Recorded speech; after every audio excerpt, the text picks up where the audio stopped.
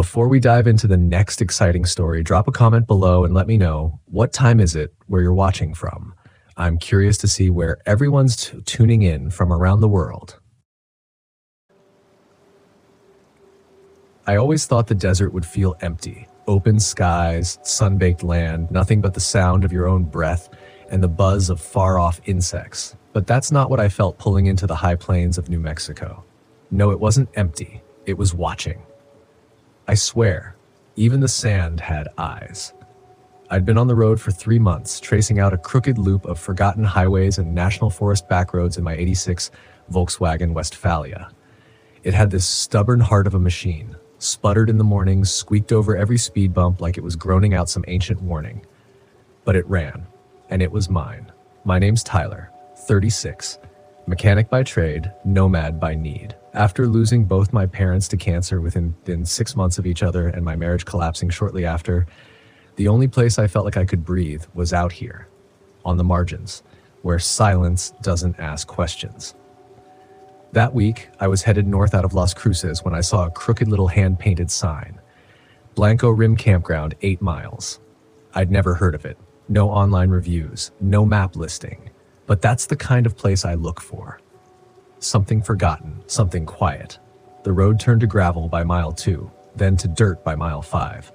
By the time I got to the ridge, my van's shocks were shot, and the sky had gone soft with that pink-gray look it gets right before the sun dips for good.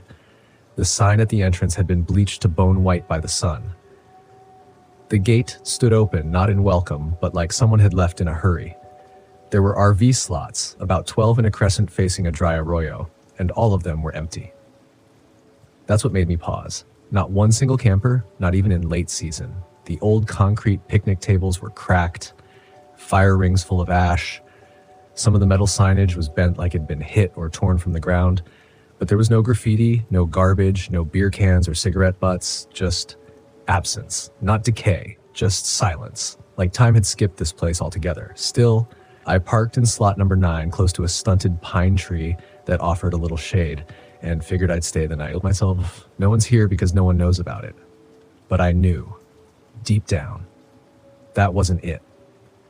The first sign was the smell. It wasn't strong, not at first, just a hint of rot on the wind, like spoiled meat left in a fridge that's been unplugged. It didn't come from the van or the picnic area. It came from the arroyo below. The dried creek bed was choked with brittle weeds, shadows stretching long across the bottom.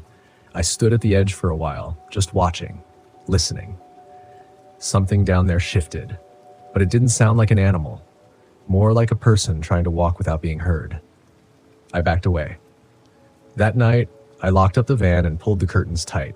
I've slept in all kinds of wild places, under bridges, in Walmart parking lots, even behind a gas station in Alabama where a guy chased raccoons with a golf club, but I've never felt what I felt that night. Not until Blanco Rim.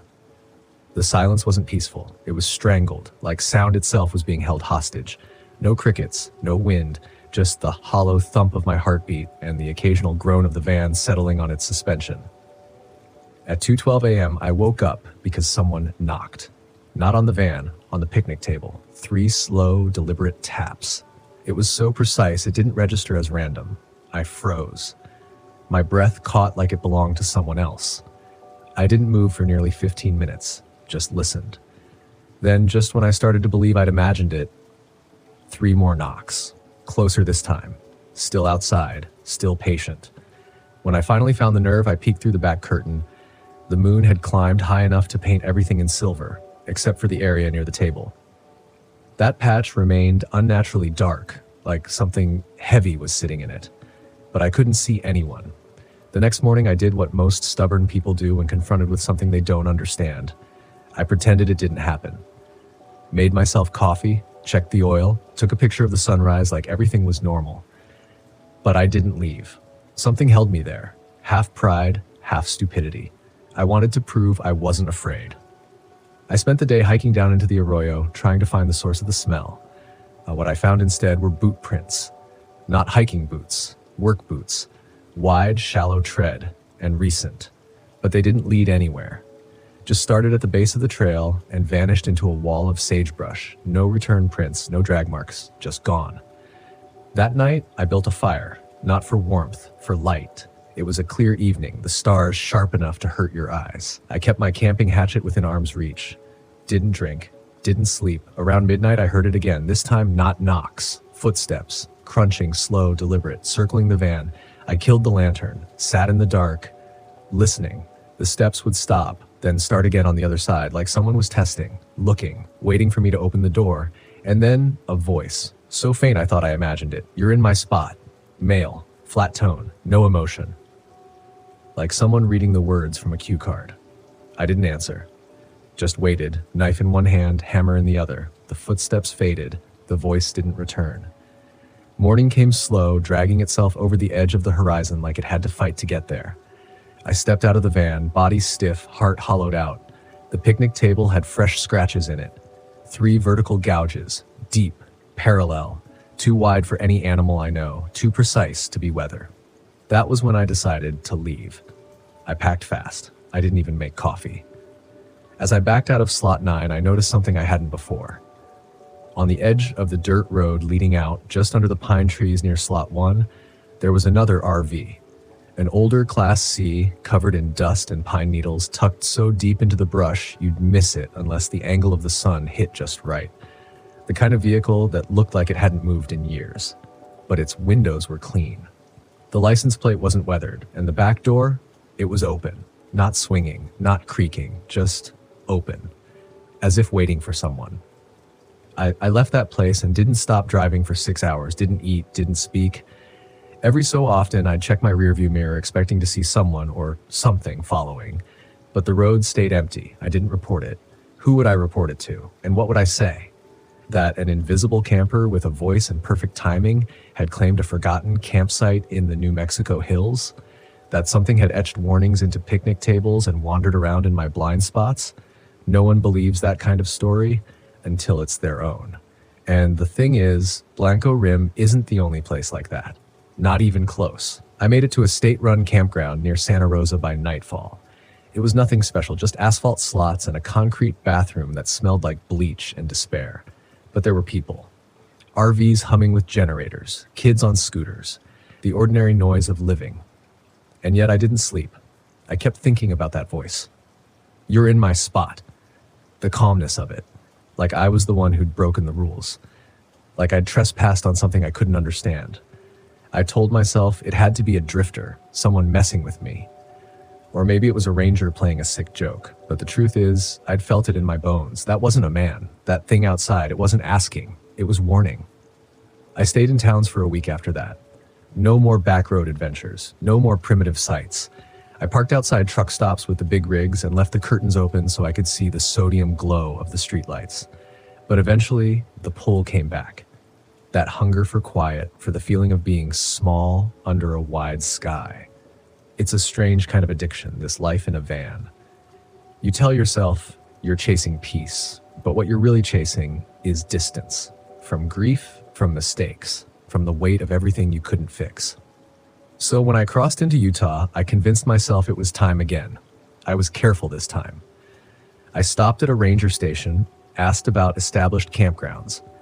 That's when a volunteer, some retired guy with too much sunscreen on his nose, mentioned an old site near Fish Lake National Forest.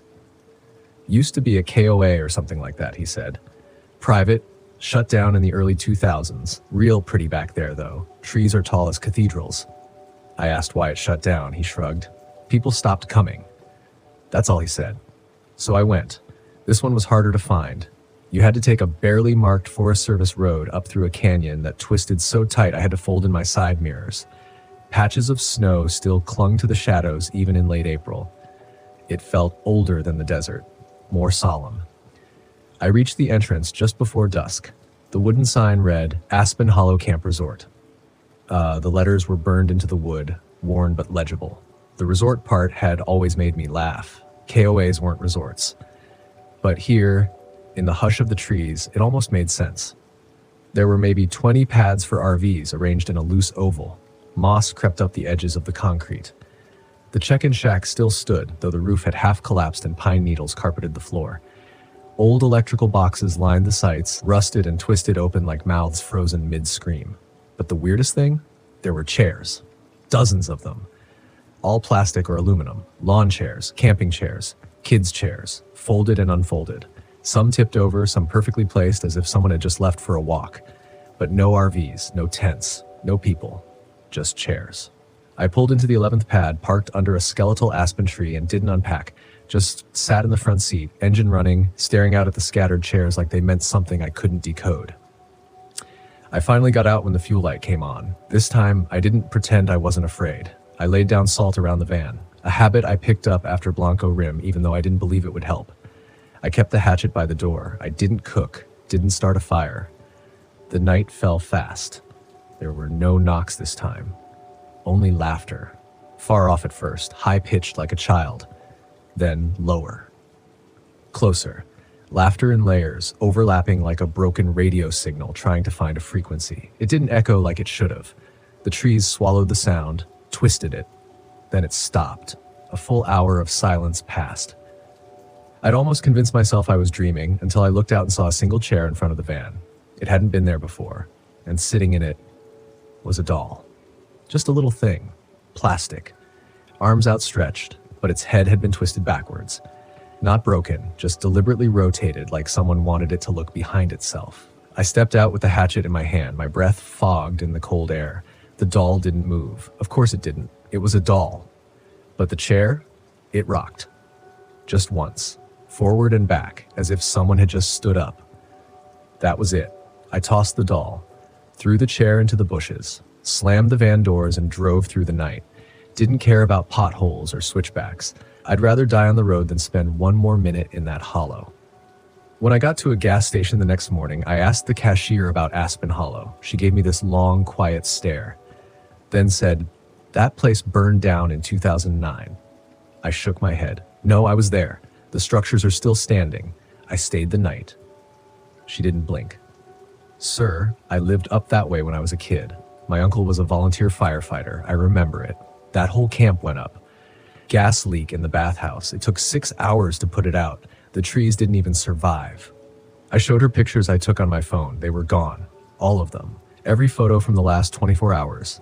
Blank. Not black. Just gone. Like my camera had never taken them. I didn't argue. Just bought coffee, filled up, and left. It took me 2 days to stop shaking. And even now, whenever I sleep near trees that whisper too much, I see that chair, that doll. And I swear, I hear laughter just beneath the wind. And here's the part that stays with me the most. I went online later, dug through archived campground registries. Aspen Hollow had existed, but there was no record of a fire. Not in any local news, not in state emergency logs. The place didn't shut down in 2009. It just vanished from records, like it never wanted to be found again. I told myself I'd let it go. I told myself I'd delete the folder I'd started on my laptop, marked only with an asterisk, and forget all about the hollow, the doll, the voice in Blanco Rim. But you don't forget when something rewrites your rules, and Aspen Hollow rewrote mine. Because if a campground could disappear from memory, from history, from evidence, what else could be real that we've all been trained to ignore? That's when I started digging, not as a thrill seeker, not for clicks or likes or whatever garbage influencers call adventure. I started looking because I needed to know if I'd broken something, if my wandering had peeled up a corner of the world that was never meant to be touched. I found a forum that called itself Night Trail, buried behind layers of VPN links, dead links, and half-defunct wilderness blogs. It wasn't like Reddit. No upvotes, no memes, just raw, plain text threads with strange titles. The campsite that followed me, concrete pads in the woods with no roads, electrical boxes still warm in abandoned spots, and one that caught me like a hook in the chest. People don't leave these RV sites. They're removed. There were dozens of stories. People like me, Volkswagen owners, solo travelers, quiet seekers. Most of the posts ended abruptly. No goodbyes, no closure, just gone. Some threads were only a few lines long, but one post, just one, had GPS coordinates. They pointed to a spot in northern Idaho, way up past Coeur d'Alene, tucked inside a logging scar near Priest Lake. The poster had included photos, not of anything scary, just a picnic table, overgrown with moss. An old RV frame collapsed on one side, a boot, maybe half buried in pine needles. The caption underneath said, Went quiet up here, still hear the generator, no one's inside. That was 3 years ago. No replies after that. I should have closed the laptop, should have gone back to campgrounds with kids and dogs and vending machines that sold ice, but I didn't. Instead, I found myself driving north. I crossed into Idaho during a wet spring thaw, the kind that turns mountain air into something you can drink. My windshield fogged from the inside every time I slowed down. Logging roads branched off like broken veins, leading nowhere fast. I followed the coordinates, and sure enough, about 5 miles off a crumbling service road, I found it, just like the post said. A flat, compacted clearing with room for maybe 4 or 5 rigs. An old Class C motorhome leaned to one side, vines threading through its cracked windows. The door hung half off the hinge, wind creaking it open and shut like a sigh. I parked 100 feet away and waited. The stillness was unreal. No birds, no insects, not even the sound of branches shifting, just nothing, like the world had gone on mute. I approached the motorhome with a flashlight and a stupid kind of hope. Maybe the guy had just bailed, maybe he found peace and moved on. But when I stepped inside, it hit me. Warmth. Not summer warm, not sun through glass warm. This was active warmth, like something had been running inside only moments before. But the stove was cold. The generator was stone dead. The fridge door was open, and inside were 2 cans of beer. Still sweating, still fresh. But no one. Not a soul. And that's when I noticed the name scratched into the inside of the door. Just a few letters, barely legible. Ben. That was the forum poster's username. I turned and got out fast, slipping in the pine needles, dropping my flashlight. When I picked it up, the beam caught something just past the clearing, half covered by brush. Another van. A Volkswagen Type 2, sun-bleached to near white, its tires sunken deep into the earth. Moss crept up the sides like fingers holding it in place. But what stopped me cold, was the sticker on the rear window. A faded green triangle. That was my sticker.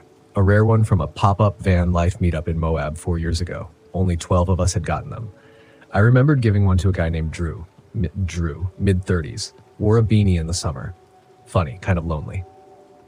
He'd disappeared 6 months later, and here was his van, empty, silent, unmoved, but still somehow watching me. I backed away and started the engine. I didn't care if I cracked the oil pan or bent the axle on the way out. I floored it down that logging road like I was being chased. But here's the thing. I wasn't. Nothing followed me. Nothing screamed or flashed or roared. Because whatever lives in those abandoned campsites, it doesn't chase. It waits. It replaces. And that idea, it rotted in my head all the way to the next town. That maybe we've been looking at it wrong. That maybe these places aren't abandoned because people left. They're abandoned because something else moved in. You ever drive for hours and not remember the road? Not because you're distracted, not because you're tired, but because your mind is stuck in a loop, repeating the same question until it chews through your brain like an engine running without oil. What did I bring back with me? That's what circled as I flew down the cracked roads out of that hollow. Not what did I see, not what did I hear, but what did I disturb? I spent the night at a rest stop just outside Sandpoint, parked my Volkswagen under a flickering light and tried to sleep. Didn't work. The air was too still. Not just outside, but inside my van too. Like it wasn't circulating, like it didn't want to move. Around 3 a.m., I caught my own reflection in the rearview mirror and flinched, because for a split second I thought someone else was looking back. It wasn't anything dramatic, no ghostly face, no snarling shadow, but my expression wasn't mine. Too calm, too still, like something waiting in my skin. I told myself it was stress, that I needed to shake it off, get some breakfast, and forget all about Drew's van and the warm silence inside Ben's RV. But when I got out, something small caught my eye. Wedged in the passenger door handle was a twig. Tiny, bent, nothing special except for the thread tied around it. Red thread, frayed and sun-faded. I didn't put it there, and I know I didn't drive over anything with that kind of fiber. I looked around the rest stop. No other cars, no movement. Just a row of locked bathrooms and a vending machine humming louder than it should have. I yanked the twig free and tossed it. Got back in. Drove hard and fast down the nearest highway and didn't stop again until I hit Missoula. There, in a gas station parking lot, I finally checked my phone. No signal, no Wi-Fi. which made no sense because I'd been in full coverage 20 miles ago. I tried restarting, nothing, just a black screen. It was like I'd been pulled into a dead zone. And here's where I'll lose some of you, I know that. But I swear on everything I have left, when I finally got a signal back, hours later, I had new photos on my camera roll. 9 of them, all blurry, all of me, asleep, or at least still, same van, same clothes. But in the background of every photo was that same red thread, dangling, tied to different parts of the frame. One photo had it tied to my fingers, and my hands were folded across my chest, like someone had placed them that way. I stopped breathing for a moment, froze, checked my pulse, and then I did what anyone would do after finding photos of themselves they didn't take. I checked every lock, every window, every corner of that van. Nothing, no sign of entry, no scratches, no dirt, no disturbance. Except I noticed something strange near the rear hatch, an old sticker I didn't recognize. Green triangle, like Drew's, only this one was peeling from the inside. That's when the fear became something else. Not panic, not even dread. Recognition. This wasn't just about weird campgrounds anymore. This wasn't about who disappeared or why. This was about replacement. I drove through 2 more states in 3 days, barely stopping. I didn't talk to anyone, didn't post, didn't sleep, and I started noticing something I couldn't unsee. Every few hundred miles, another sight. Sometimes obvious, abandoned pull-offs, picnic tables buried in weeds, cracked electrical boxes still ticking with current. Other times, subtle. A fire ring just barely smoldering. A fold-out chair facing an empty lake. And always, always some trace left behind that didn't belong to nature. A toothbrush, a child's shoe, a coffee mug still steaming, like the moment had been paused, waiting. I came across a man once, deep in Utah, who told me he used to work park maintenance, said he'd been assigned to shut down problem sites. I asked what he meant. He said, some campgrounds don't get closed because of budget. They get closed because they're not empty enough. I didn't know what to say to that.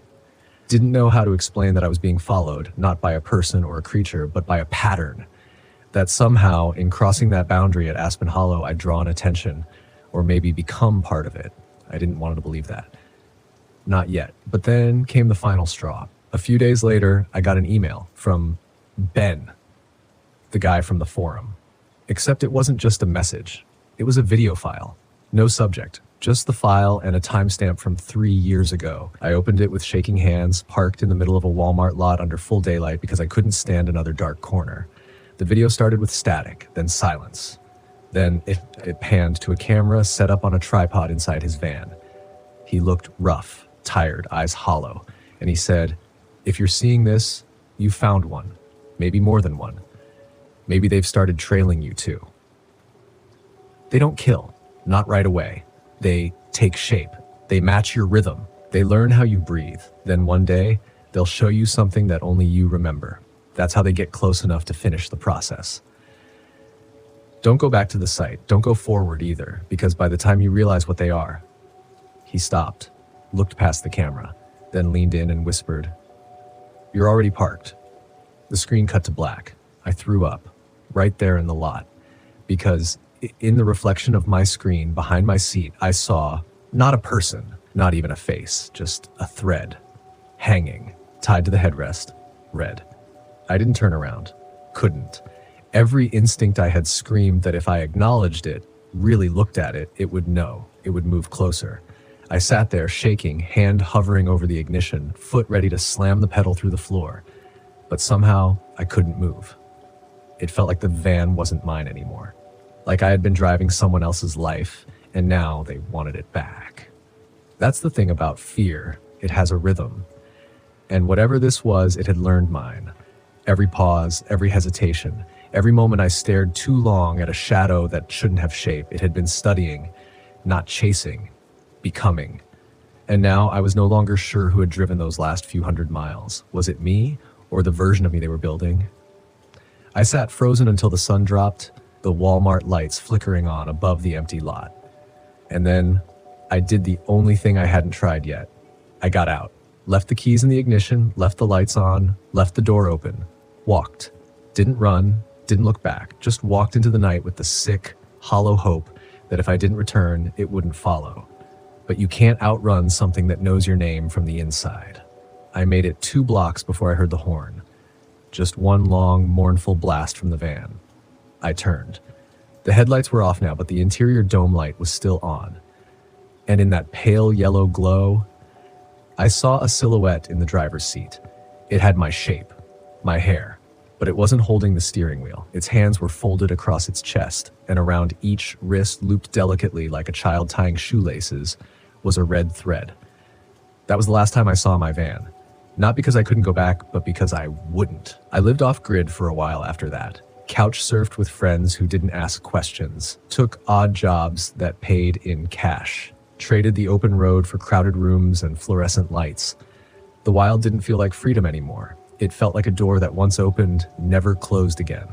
But the worst part wasn't the fear. It was the quiet that followed. That oppressive, lingering quiet like the stillness of an abandoned RV, where nothing stirs but everything waits. Even in cities, I started noticing them. Not people. Places. Old drive-ins turned into makeshift campgrounds. Abandoned KOAs repurposed as art communities. Vacant pull-offs off state highways with signs scratched out by wind and age. And every so often, if you look just right, you'll see the signs. Red thread fluttering in the breeze. A green triangle barely visible under a fresh coat of paint. And someone in a Volkswagen that looks just like yours, but doesn't wave back. I've never told this story before. Not fully. I've hinted, shared little pieces in forums, dropped warnings in camping groups online. But people don't listen unless it's packaged as entertainment. So if you're hearing this now, if you're one of the people who dreams of the freedom of the road, of the romance of a lone van under 1,000 stars, listen. Not everything abandoned has been forgotten. Some things are waiting. Not for help, not for closure, but for you. To come close, to stay the night, to forget the rules you swore you'd never break. Because when you're parked in just the right place long enough, quietly enough, you stop being a visitor. You start becoming part of the campground. And that's how it grows. That's how it spreads. I got an email 2 nights ago. No subject line. No body. Just an image. My van. Sitting in a wooded clearing, headlights dim, door open. Inside, barely visible. 2 hands folded across a chest. A thread tied around one wrist. Red. Only this time, the face wasn't mine. Not anymore. So wherever you are, whatever dusty road or forgotten trail you're taking your Volkswagen down next, remember this. The scariest things aren't what jumps out of the woods. It's what waits. Silent. Patient. Shaped like home. Smiling with your mouth and whispering with your voice. Come on in. The site's still warm. I'm not sure why I chose the Ocala National Forest. It wasn't really on my radar until a couple of weeks ago. Maybe it's because Megan always talked about it. How beautiful the pine forests were, the springs. She was the nature person, not me. She practically begged me to take her camping here once, back when we were still together. I kept putting it off, using work as an excuse.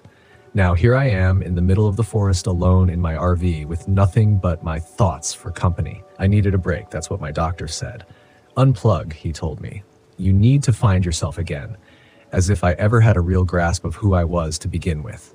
2 weeks into my forced time off, I wasn't any closer to finding peace or clarity. I felt off. I didn't realize how addicted I was to being connected. No emails, no social media, no news feeds, just silence and isolation. It was what I thought I wanted. The first night in the RV wasn't too bad. I parked in a secluded spot far from the main road, surrounded by towering pine trees. I managed to set up camp without any major problems. I had a fire going, and for a little while, I could almost see the appeal Megan always talked about. There was something peaceful about the forest, about the stillness, but it was the kind of stillness that quickly became unsettling when you were alone. By the time the sun set, the silence had grown thick. The only sound was the wind shifting through the pine needles and every so often the distant call of an owl. I tried to read one of the survival books I'd brought, but I couldn't focus. My mind kept drifting back to her. Megan.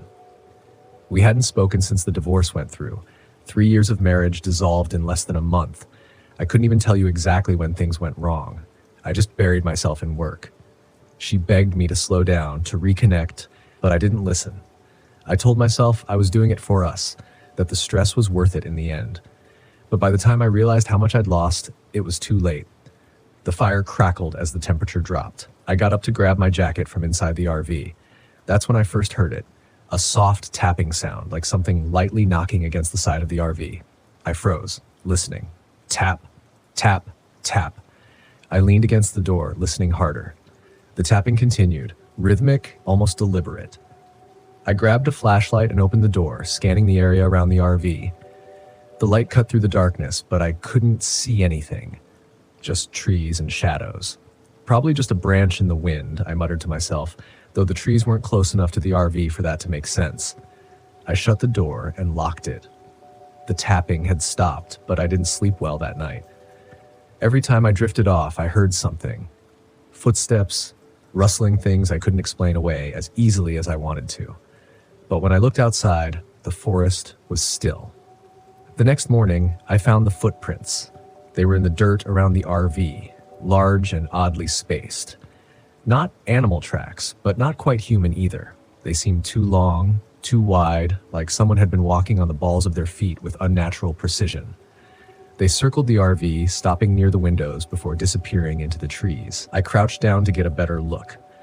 The prints were deep, the kind that didn't come from a person casually walking. Whoever or whatever had made them was heavy, deliberate. I couldn't shake the feeling that I was being watched, even though there was no one around. I considered leaving, but I wasn't going to let some footprints freak me out. Besides, my RV wouldn't start. No matter how many times I turned the key, the engine just sputtered and clicked. The GPS on my phone was glitchy too, pointing me in all sorts of random directions before it finally went blank. Great. Just great. I spent most of the day walking, trying to calm my nerves. I stuck to the trails at first, but as the hours passed, I wandered deeper into the forest. The pine trees stretched up endlessly, their trunks so straight and uniform that I started losing track of where I was. I didn't mind being lost, not at first. It distracted me from the unease that had settled in my chest. But then, out of the corner of my eye, I saw someone, standing just beyond the trees. I stopped dead, staring at the figure. It was tall, too tall, and unnaturally still. I blinked, thinking maybe I'd imagined it, but when I looked again, it was still there. A dark shape, humanoid but wrong, standing among the trees, watching me. I called out, "Hello?" My voice sounded small, swallowed by the forest. The figure didn't move. I took a step toward it, and in an instant, it vanished. Not like it walked away, just gone, like it was never there. I felt a chill crawl up my spine. I stood there for what felt like forever, staring at the spot where the figure had been, before I finally turned and hurried back toward the RV. That night, the tapping started again. Louder this time, more insistent. I lay in bed, listening, my heart pounding in my chest. The rhythmic tapping echoed around the RV, coming from all sides. It sounded like someone or something was circling the vehicle, knocking at the walls, at the windows. I couldn't bring myself to move. Then, the footsteps started. Heavy, deliberate thuds like boots crunching on gravel. They moved slowly, methodically, pacing back and forth outside the RV. I grabbed my flashlight, my hand shaking, and crawled out of bed. "Stop it," I whispered to myself. "You're imagining things. It's nothing." But I wasn't imagining it. I peered through the window, and there it was, the figure, standing just at the edge of the clearing, barely visible in the darkness. Its shape was clearer now, a tall, gaunt figure with limbs that seemed too long, too thin. Its face was hidden in shadow, but I could feel its eyes on me, watching. I stumbled back from the window, heart racing. The tapping grew more frantic, the footsteps louder. My head spun with fear and confusion. What was it? Why was it here? I bolted for the door, but as I reached for the handle, I heard a voice. "David." I froze. It was Megan's voice, soft, familiar, and unmistakable. "David, come outside." My breath caught in my throat. "Megan," I whispered, barely able to speak, "come to me." I stared at the door, my hand trembling on the latch. The voice was so clear, so real, but Megan wasn't here. She couldn't be. It wasn't her. "David, please." The voice grew more insistent, more urgent, but something in the tone was wrong, off. It wasn't her. It couldn't be. I backed away from the door, my heart pounding in my chest. The tapping and footsteps stopped all at once, leaving an eerie silence in their wake. I didn't sleep that night. The next morning, the forest felt different, lighter somehow. The figure was gone, and the RV started on the first try. I didn't waste any time. I packed up and drove away, leaving the forest behind as quickly as I could. But even now, as I sit here writing this, I can't shake the feeling that something is still watching me. That maybe, just maybe, I didn't leave it behind. Some things can't be explained. Some things I realize now are better left undisturbed. My name is Arlo Gomez, and this happened to me on June 14th, 1998. I was never a big fan of camping, but my buddy Tom had talked me into it. He said we needed a break from our 9-to-5 grind. We both worked at a small accounting firm in the city, and Tom was the kind of guy who thrived on outdoor adventures. Me, not so much. But the idea of a weekend away in a rented RV seemed like a decent compromise. We decided to head to a remote spot in the Sierra Nevada mountains. Tom had heard about this place from some outdoorsy friends of his. It wasn't on any official campsite list, which meant fewer people and more peace and quiet. We both liked the sound of that. I had just finalized a messy divorce and was looking forward to some uninterrupted bro time. We drove out of the city on a Friday afternoon, the RV stocked with beer, fishing gear, and enough food to last a week. The drive was long, winding through endless forests and narrow dirt roads. By the time we got to our spot, it was already getting dark. We set up camp quickly, parked the RV, and lit a small fire. That first night, we talked about work, life, and everything in between. Tom kept the conversation light, cracking jokes and reminiscing about our college days. We drank more than we probably should have, and eventually stumbled into the RV to crash for the night. I remember thinking how nice it was to be away from the city's constant noise. The next morning, we woke up to the sound of birds chirping and the sun peeking through the trees. It was perfect. We decided to spend the day fishing at a nearby stream Tom had read about. It was a short hike from our campsite, and the path was easy enough to follow. We packed a lunch and headed out. The stream was beautiful, and the fish were biting. We spent hours there, just talking and fishing. Around midday, we heard something strange, like a distant scream. It was faint, but it was there. Tom dismissed it as an animal, but I couldn't shake the feeling that it sounded human. We both shrugged it off and kept fishing. On our way back to the campsite, we found an old, weathered cabin. It looked abandoned, with broken windows and a door hanging off its hinges. Tom, being Tom, wanted to check it out. I was hesitant, but he convinced me, saying it would make for a good story to tell back at the office. Inside, the cabin was dusty and filled with cobwebs. There was old furniture scattered around, and the walls were covered in faded photographs. It looked like no one had been there for years. As we were poking around, we heard that scream again, only this time it was much closer. Tom and I exchanged a nervous glance. "Maybe we should head back," I suggested. Tom nodded, and we quickly made our way out of the cabin. The sun was starting to set, and the forest around us felt increasingly ominous. When we got back to the RV, we found it had been ransacked. Our food was scattered everywhere, and the inside was a mess. It looked like an animal had gotten in, but the door was still locked. That didn't make sense. "What the hell did this?" Tom muttered, looking around. "I don't know, but we should probably get out of here," I said, feeling a growing unease. Tom agreed, and we started cleaning up the mess. As we were putting things back in place, we heard the scream again. This time it was unmistakably human and very close. We grabbed our flashlights and cautiously stepped outside, scanning the darkness for any signs of movement. That's when we saw it, a figure, barely visible in the dim light, standing at the edge of the forest. It was tall, with long, matted hair and eyes that seemed to glow in the dark. It stood there, watching us. "What the hell is that?" I whispered, my heart pounding in my chest. Tom didn't answer. He just stood there, frozen. The figure moved slowly, stepping closer. It made no sound, and its movements were almost unnatural, like it was gliding rather than walking. "Get back in the RV," Tom finally said, his voice barely above a whisper. We backed up slowly, not taking our eyes off the figure. Once inside, Tom locked the door and grabbed the shotgun he had brought along just in case. I had never been a fan of guns, but at that moment I was glad he had it. We sat in silence, listening.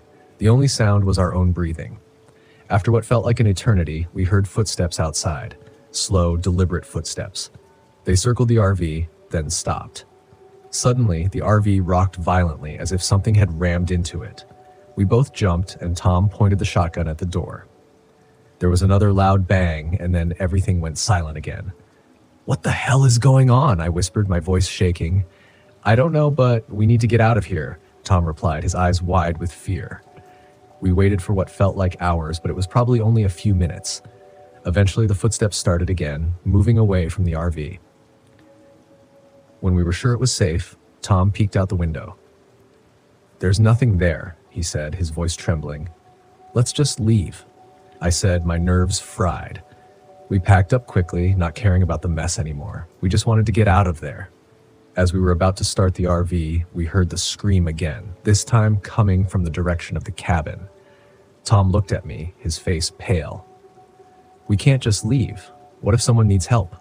"Are you kidding me?" I said, my voice rising. "We need to get the hell out of here." But Tom was already grabbing his flashlight and heading toward the cabin. I cursed under my breath and followed him. The darkness seemed to swallow us as we made our way through the trees. When we reached the cabin, the door was wide open. Inside, it was even darker, the shadows dancing in the beam of our flashlights. We stepped inside, calling out to see if anyone was there. No response. We were about to leave when we heard a noise from the back room. It sounded like someone whispering. Tom motioned for me to follow, and we slowly made our way to the back of the cabin. The whispering grew louder, more frantic. We opened the door to the back room and froze. There, in the corner, was a man. His clothes were torn, and he looked like he hadn't eaten in days. His eyes were wild with fear. "Help me," he whispered, his voice barely audible. Tom and I rushed over to him. "What happened?" Tom asked, trying to keep his voice calm. "It's out there," the man said, his eyes darting around the room. "It's been hunting me." "What's been hunting you?" I asked, dread creeping into my voice. "The Wendigo," he whispered, his voice trembling. "It's a creature from folklore. It hunts humans. It's what's been screaming." Tom and I exchanged a worried glance. We had heard stories about the Wendigo, but we never thought they were real. This guy looked terrified, though, and it was hard to dismiss his fear. "We need to get you out of here," Tom said, helping the man to his feet. As we were making our way out of the cabin, we heard footsteps outside. They were slow and deliberate, just like before. The man's eyes widened with terror. "It's here," he whispered, his voice shaking. We froze, listening. The footsteps stopped right outside the door. For a moment, everything was silent. Then the door burst open, and the figure from before stepped inside. It was tall and gaunt, with eyes that seemed to glow in the darkness. It moved with an unnatural grace, its gaze fixed on us. Tom raised the shotgun and fired, but the creature didn't flinch. It kept moving toward us, its gaze locked on the man we had found. The man screamed and tried to run, but the creature was too fast. It grabbed him, dragging him out of the cabin. Tom and I stood there, frozen in shock. We heard the man's screams fading into the distance, and then everything went silent. "We need to leave now," I said, my voice trembling. Tom nodded, and we ran back to the RV. We didn't look back, just drove as fast as we could down the narrow dirt roads. The RV bounced and shook, but we didn't care. We just wanted to get as far away from that place as possible. When we finally reached the nearest town, we went straight to the police. They listened to our story, but seemed skeptical. They said they would send someone to check the area, but we could tell they didn't believe us. Tom and I never went camping again after that. We went back to our jobs, tried to go back to our normal lives, but things were never the same. We both had nightmares about that night, about the man and the creature that took him. We never found out what happened to him. The police said they found the cabin, but no sign of the man or the creature. They chalked it up to a wild animal attack, but Tom and I knew better. Years later, I did some research and found out more about the Wendigo. It's a creature from Native American folklore, said to be a spirit that possesses humans and turns them into cannibalistic monsters. I don't know if that's what we saw, but it was something close enough. Tom and I still keep in touch, but we don't talk about that night. It's like an unspoken agreement between us. We try to move on, but some things you can't forget. Some things stay with you, no matter how hard you try to leave them behind. And every now and then, when I'm alone in the dark, I hear that scream. I know it's just my mind playing tricks on me, but it still sends a chill down my spine. I don't know what we saw out there, but I do know one thing. Whatever it was, it's still out there somewhere in the darkness, waiting. The forest around me was too quiet. I'd been sitting by the campfire outside my RV, immersed in the silence for hours, but now something felt off. The kind of off you feel in your gut before your brain catches up to what's happening. No wind, no rustling in the leaves, just dead stillness. That was the first thing I noticed when I pulled up to this remote campsite deep in Mount Hood National Forest. A place like this should have been full of life. Birds, insects, something. But the only sound was the crackle of the fire and the distant hum of the radio I'd brought along. I needed quiet after everything that had happened over the past year. I wasn't looking for distractions, just isolation. After my wife's death, nothing made sense anymore.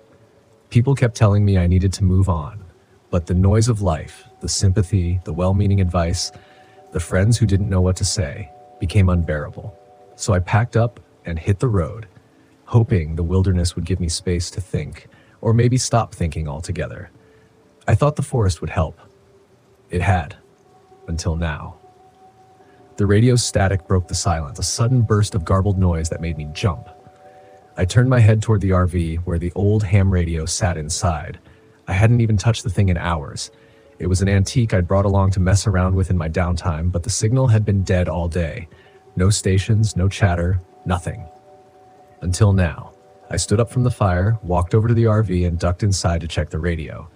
The static was louder, more insistent, like it was trying to form words but couldn't quite get there.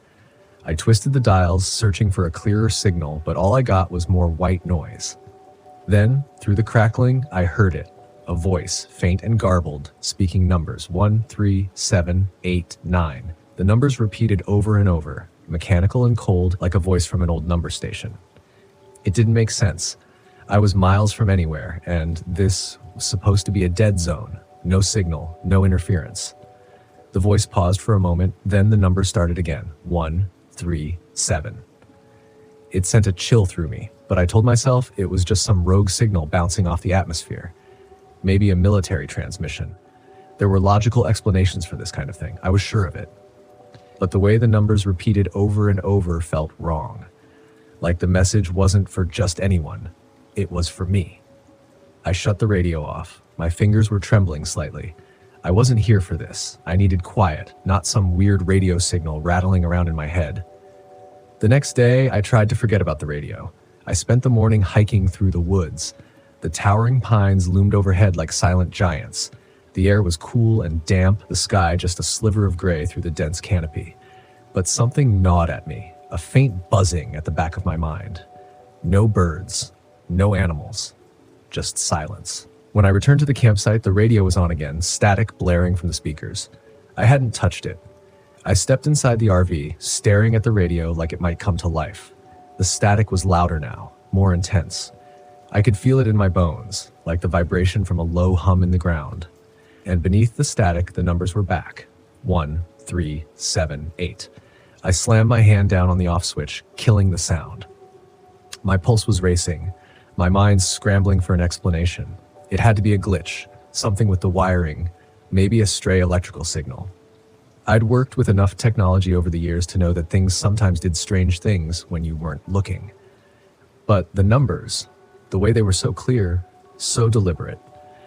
I shook it off and stepped back outside, trying to push the growing unease away. That's when I noticed the man standing at the edge of my campsite. I hadn't heard him approach. He was just there, tall, scruffy, wearing a weathered jacket and a backpack slung over one shoulder.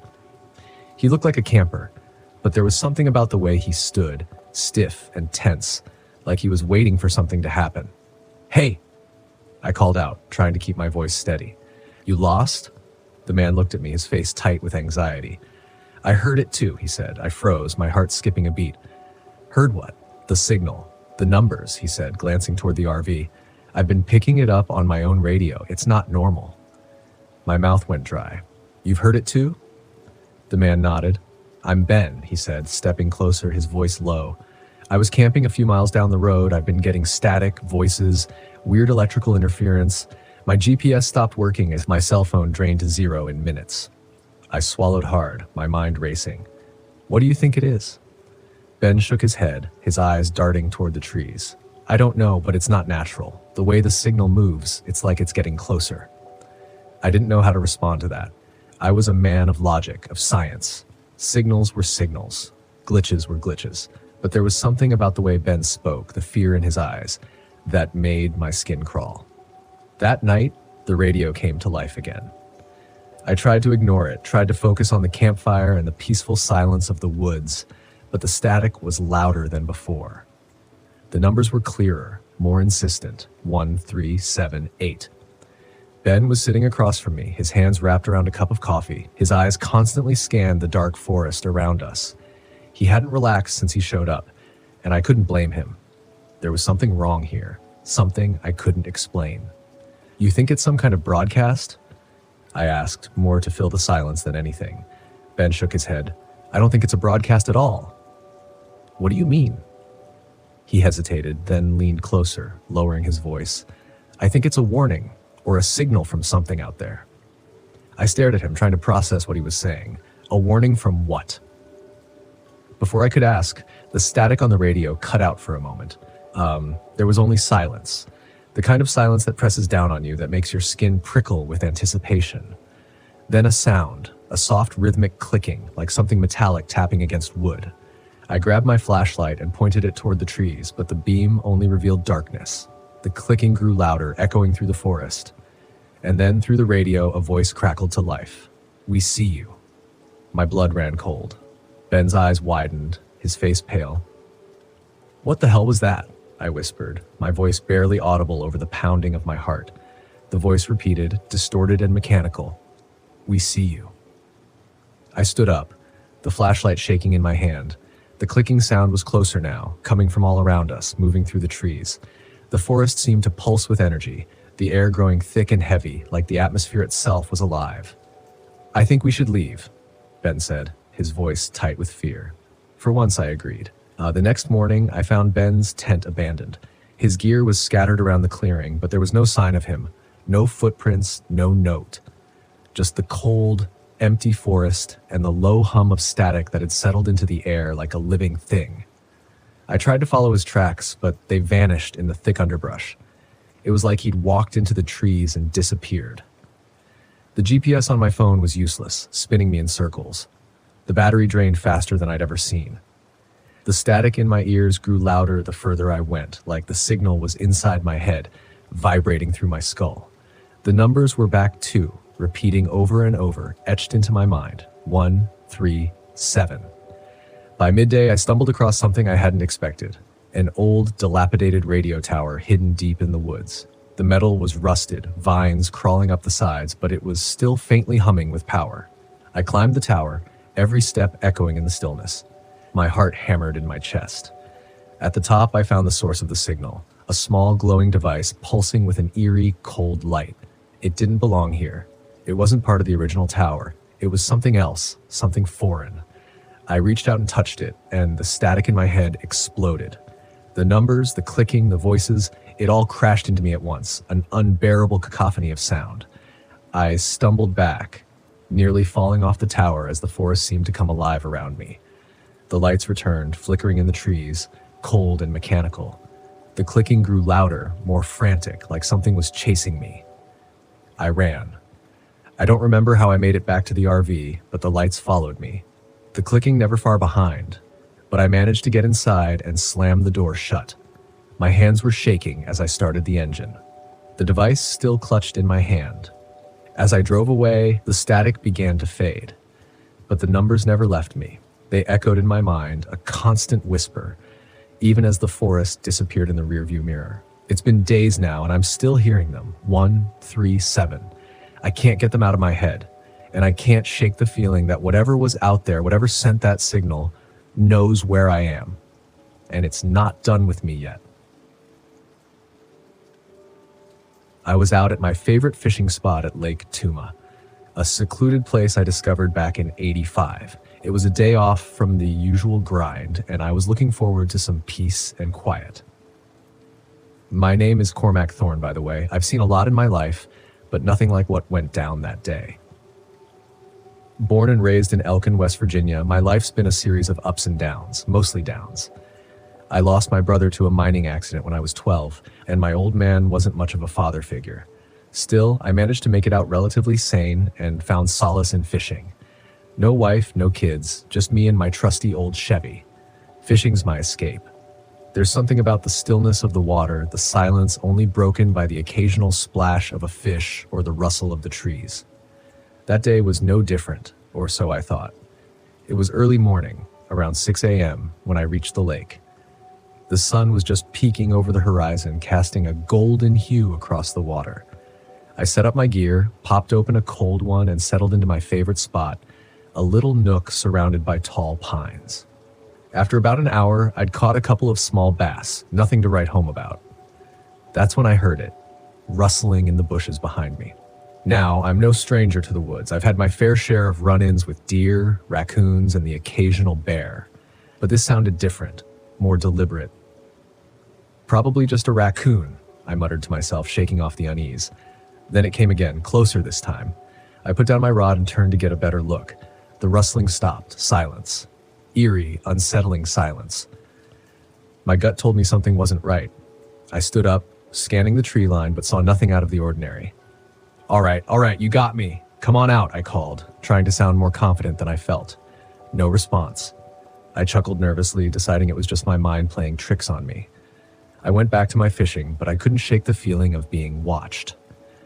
Around noon, the sun was high and the heat was getting to me. I decided to take a break, eat the sandwich I'd packed, and maybe take a quick nap. I was halfway through my sandwich when I heard it again.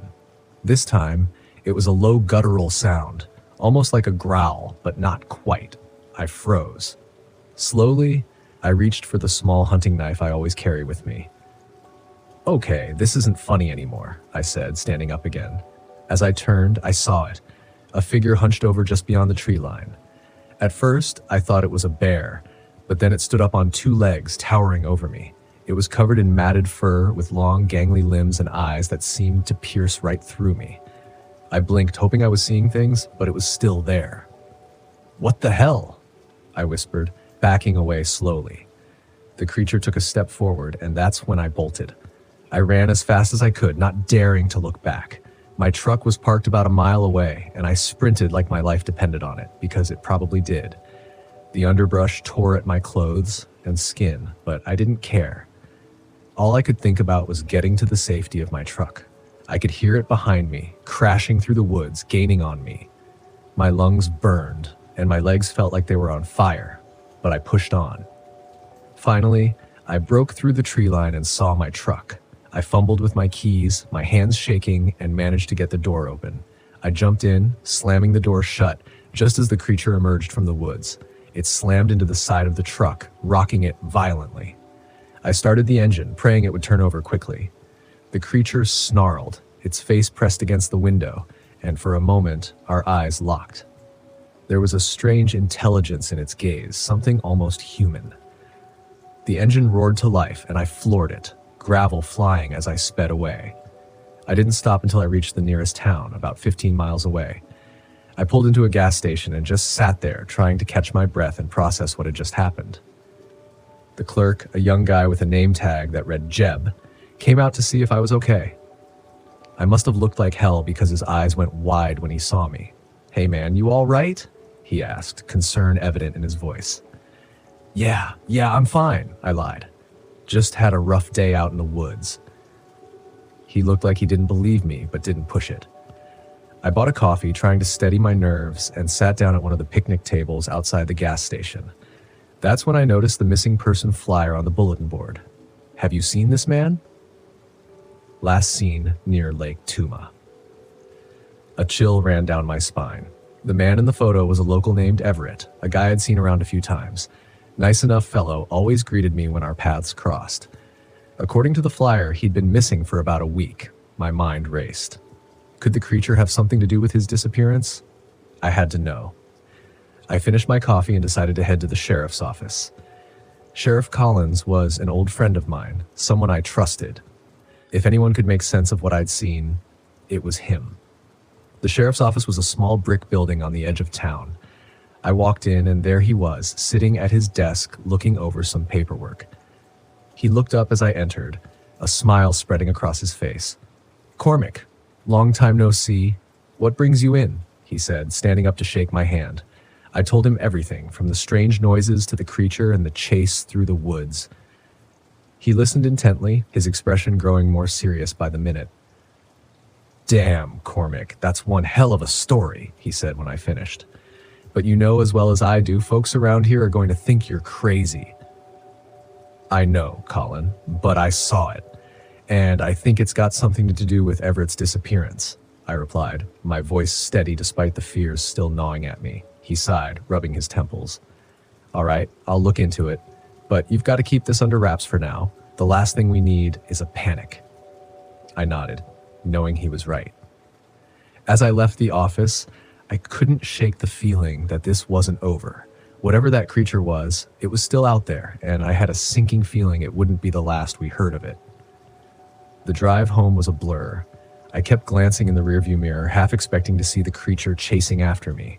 By the time I got back to my cabin, it was late afternoon.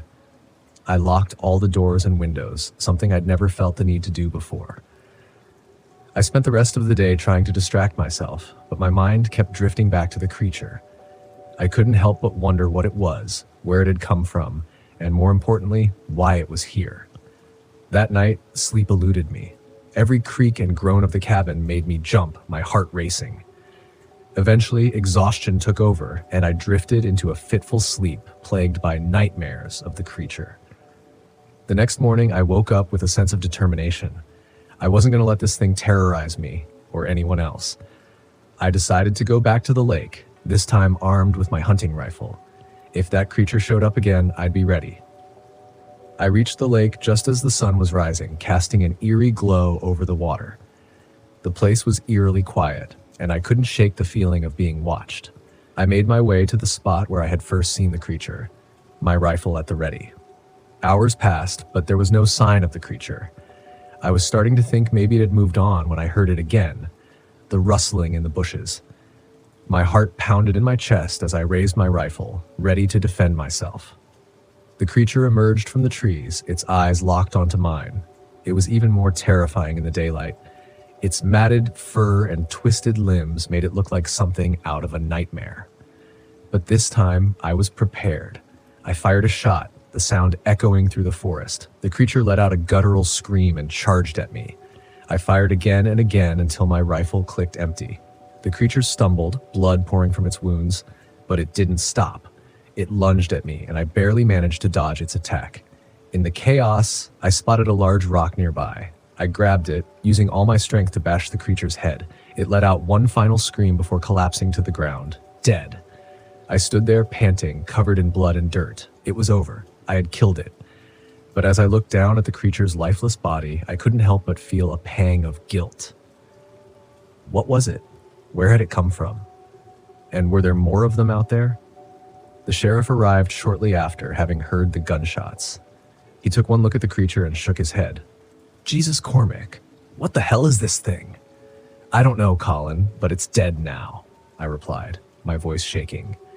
We decided to bury the creature in a remote part of the woods, away from prying eyes. As we dug the grave, we talked about what had happened and what it meant for the future. "We need to keep this quiet," Colin said, his tone serious. "If folks find out about this, it'll cause a panic. And if there are more of these things out there, we'll deal with them," I said firmly. "But for now, let's just hope this was a one-time thing." The days that followed were a blur of confusion and unease. The creature's death didn't bring the closure I'd hoped for. Instead, it left me with more questions than answers. I spent hours researching, trying to find any information on what it might have been, but I came up empty-handed. Life in Elkins went on as usual, but I couldn't shake the feeling that something had changed. Every time I went fishing, I found myself looking over my shoulder, listening for any sign of the creature's return. But weeks turned into months, and there were no more sightings. Everett's disappearance remained a mystery. The sheriff quietly closed the case, listing it as an unsolved missing person. But I knew the truth, or at least part of it. The creature had taken him. And who knew how many others? As time went on, I tried to put the whole ordeal behind me. I threw myself into my work, fishing, and spending time with the few friends I had. But the memory of that day at Lake Tuma never really faded. Then about a year later, I received a call from the sheriff. Another person had gone missing near the lake, and there were reports of strange noises in the woods. My heart sank. It wasn't over. I met with the sheriff at his office, and we went over the details. The missing person was a young woman named Lila, who had been camping near the lake with some friends. She had gone for a hike and never returned. "Cormac, we need to go back out there," Colin said, his expression grim. "If there are more of those things, we need to find them and deal with them." I agreed, knowing we didn't have much of a choice. We gathered a small group of trusted locals, armed ourselves, and headed back to Lake Tuma. As we made our way through the woods, the memories of that day came flooding back. The fear, the adrenaline, the fight for survival. We searched for hours, calling out Lila's name and looking for any sign of the creatures. Just when I was starting to think we were on a wild goose chase, we found something. A trail of blood leading deeper into the woods. My heart pounded as we followed the trail, every sense on high alert. The trail led us to a small cave hidden behind a cluster of trees. I could feel the tension in the air as we approached, weapons at the ready. Inside the cave, we found Lila. She was alive, but barely. She had been mauled, her body covered in deep gashes and bruises. We carried her out, calling for an ambulance as we made our way back to town. She was rushed to the hospital where she received the medical attention she needed. As for the creature, we didn't find it, but the cave was filled with bones, human and animal. It was a chilling sight, a grim reminder of what we were dealing with. We sealed the cave, hoping it would keep any other creatures from coming out. Lila survived, but she was never the same. The trauma of what she had been through left deep scars, both physical and emotional. She moved away, trying to start a new life far from the horrors of Lake Tuma. As for me, I stayed in Elkin. I couldn't leave, not after everything that had happened. I became more vigilant, always on the lookout for any sign of the creatures, and I never went fishing alone again. The events at Lake Tuma changed me in ways I can't fully explain. I saw things that day that defied logic and reason, but I survived, and I made a promise to myself to protect my town, no matter what. Life went on, but the memory of that day never faded. It was a constant reminder of the dangers that lurked in the shadows, waiting for their next victim. But as long as I was around, I'd make damn sure they didn't get another chance. I thought this trip would fix everything. I thought that a week out in the woods, just me and Tyler, would somehow repair the damage from the past year. The divorce hit him harder than it hit me, and that's saying something. I thought maybe, out here in the quiet, away from the distractions of phones in the city, we could connect again, like fathers and sons are supposed to. But from the moment we hit the road, I knew it wasn't going to be easy. Tyler barely looked up from his phone the entire drive, earbuds in, scrolling mindlessly. He didn't care about the scenery, didn't care that we were headed to Deadwood Creek, a place I used to go with my own dad when I was his age. It's funny how history repeats itself. My father and I never really saw eye to eye either. He'd brought me out here hoping to teach me how to be a man, how to survive in the wilderness, and now, here I was, doing the same with Tyler. Hoping the Black Hills would heal something in both of us. I glanced at him as we pulled into the campground. He didn't even notice the tall, dark pines surrounding us, swaying lightly in the wind. A dense fog had settled over the creek, and the sound of water trickling nearby was the only noise besides the RV's engine. It felt different than I remembered, more isolated, lonelier. "This is it," I said, more to myself than to Tyler. "Cool," he mumbled, still scrolling, not even looking up. I sighed, cutting the engine.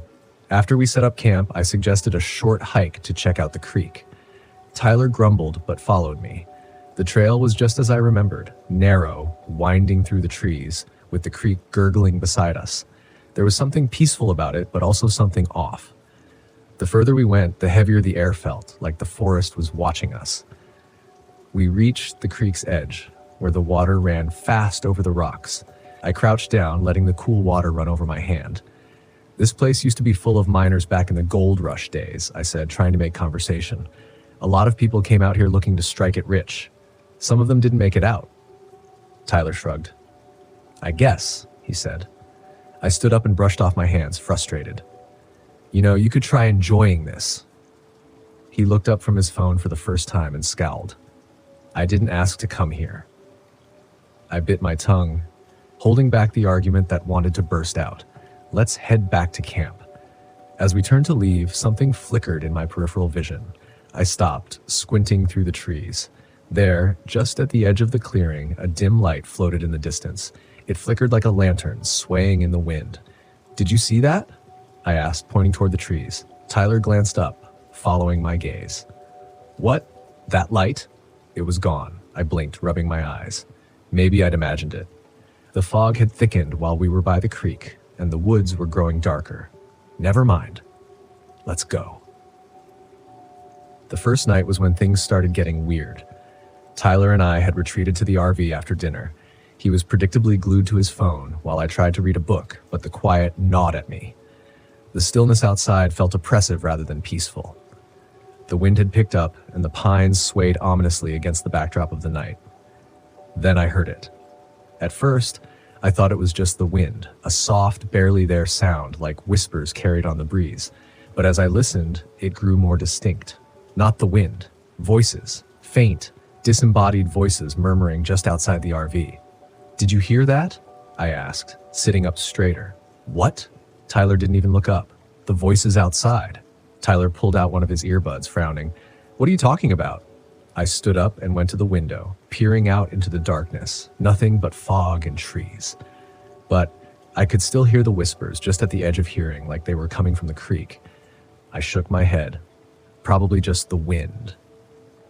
Tyler rolled his eyes and went back to his phone, but something about those whispers unsettled me. That night, as I lay in bed, I couldn't shake the feeling that we weren't alone. The next morning, the air felt even heavier. Tyler was still distant, sulking around camp, so I suggested another hike, hoping it would clear the tension between us. He reluctantly agreed, and we set off down the trail again, heading back toward the creek.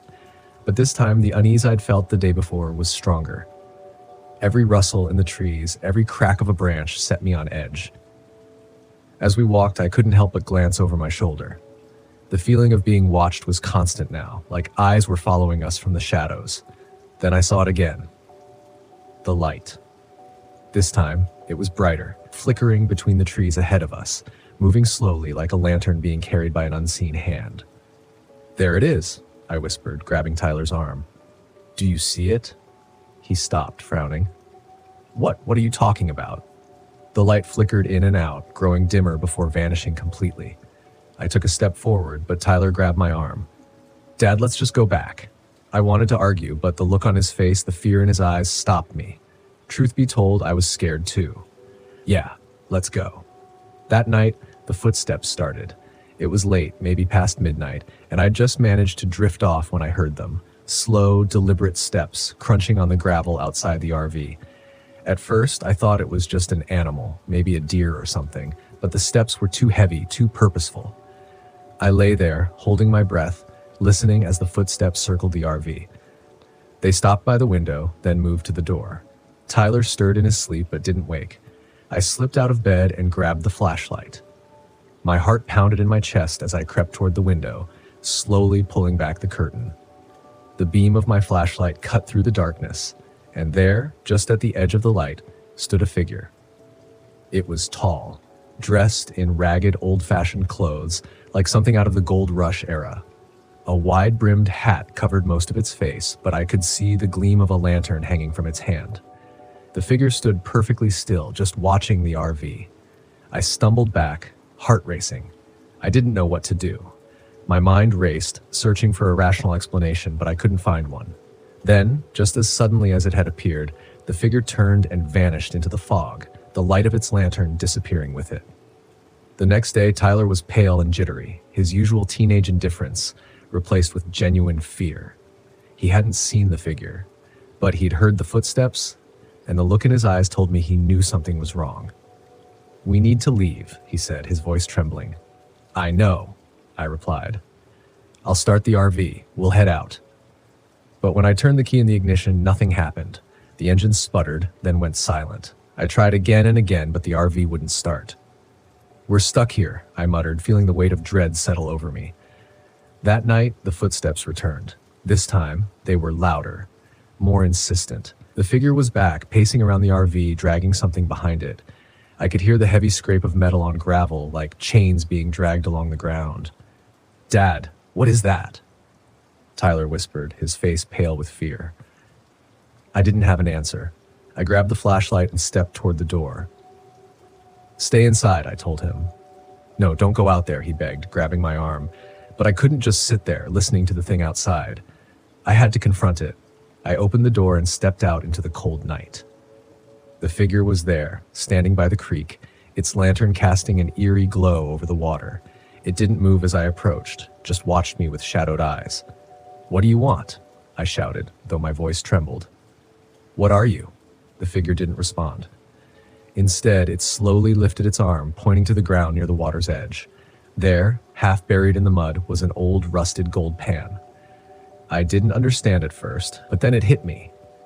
The legend, the miner's ghost protecting his lost fortune. I knelt down, my hands trembling, and lifted the pan from the mud. As soon as I touched it, the figure vanished. The footsteps stopped.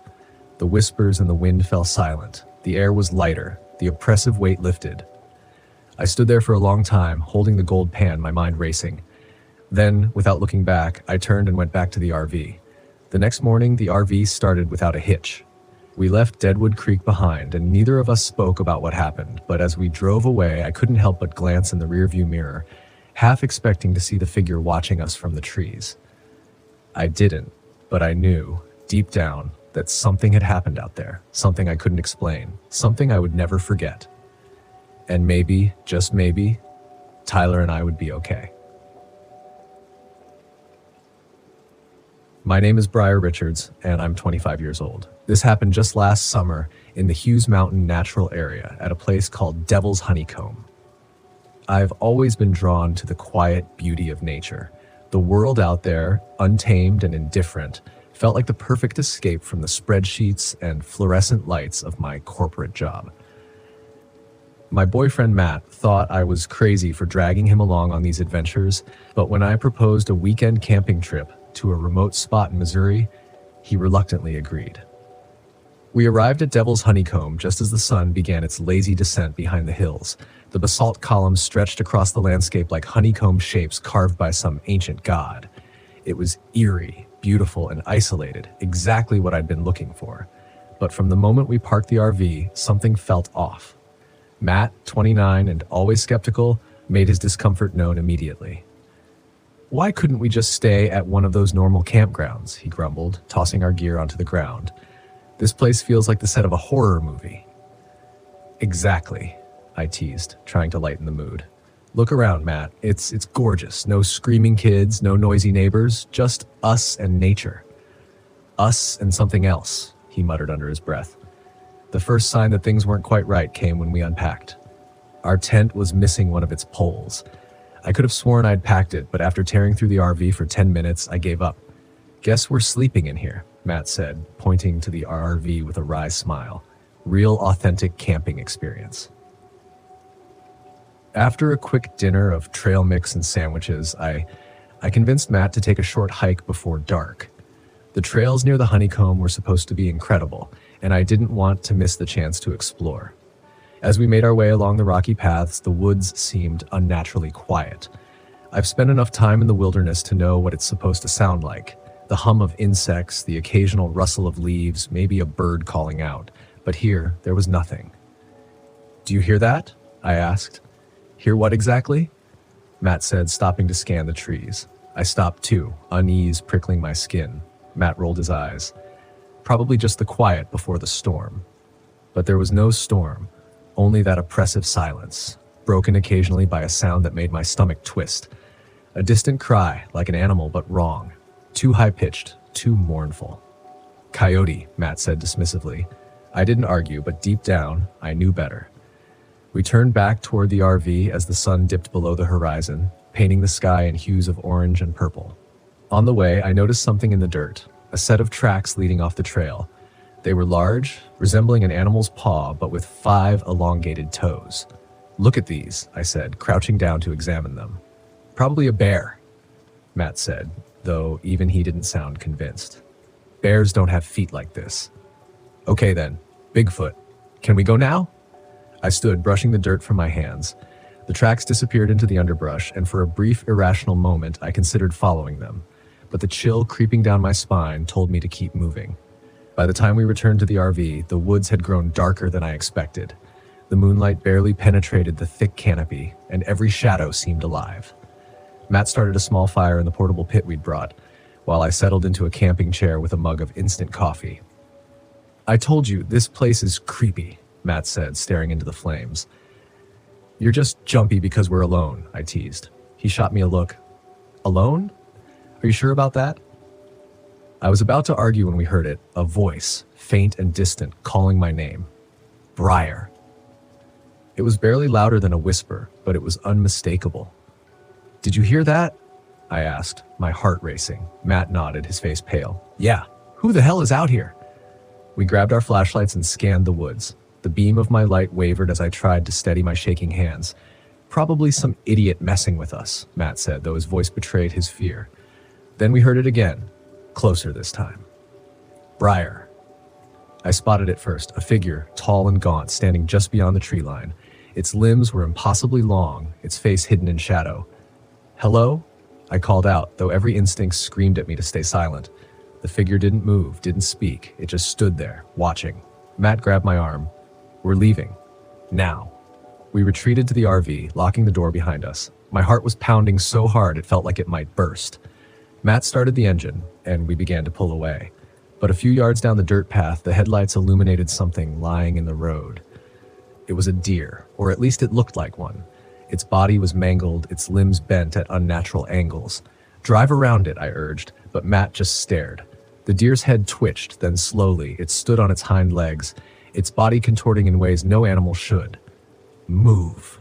"Jesus Christ," Matt whispered, slamming the RV into reverse. As we backed away, the figure reappeared in the rearview mirror, running toward us at an inhuman speed. Its movements were jerky, almost like a marionette, and its face was mine. "Go, go, go," I screamed. The dirt road was narrow, and the RV's wheels struggled to find traction. The creature's hands slammed against the back window, cracking the glass. Matt swerved wildly, sending us off the trail and into a tree. The impact left us dazed, but when I looked up, the creature was gone.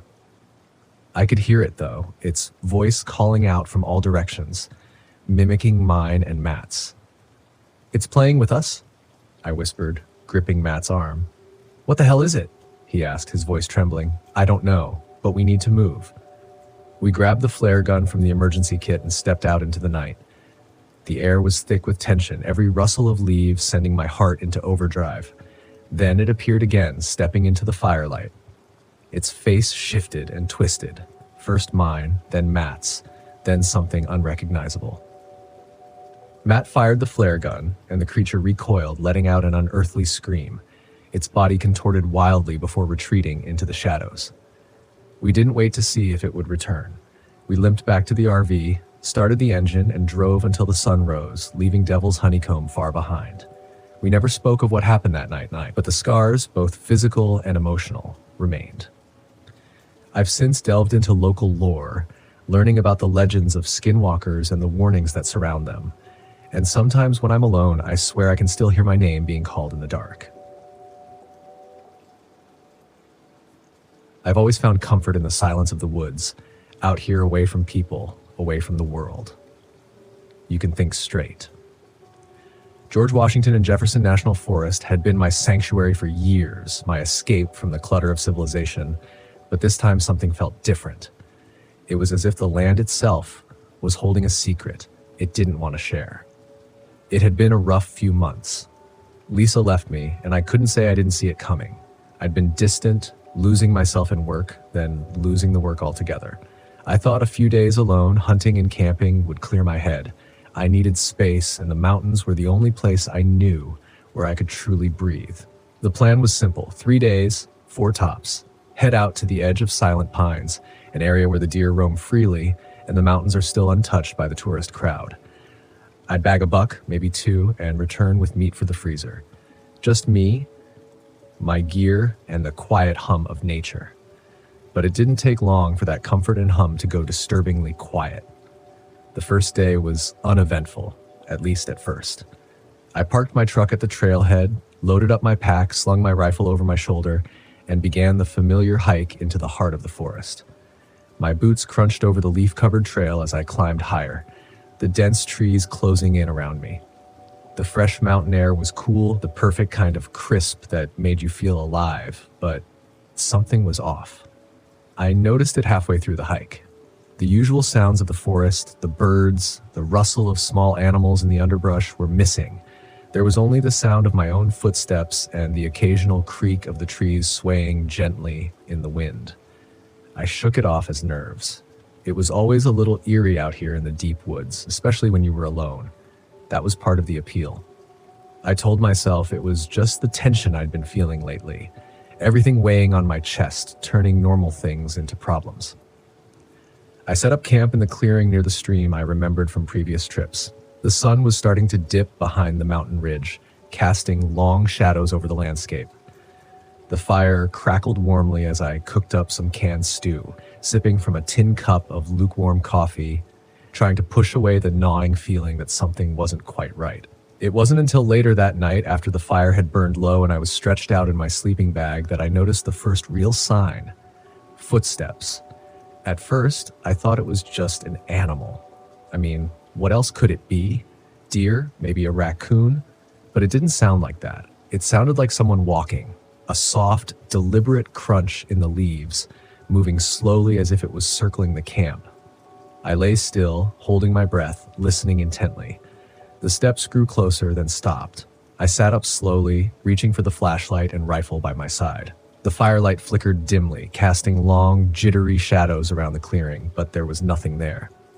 I scanned the tree line, heart pounding harder than I'd like to admit.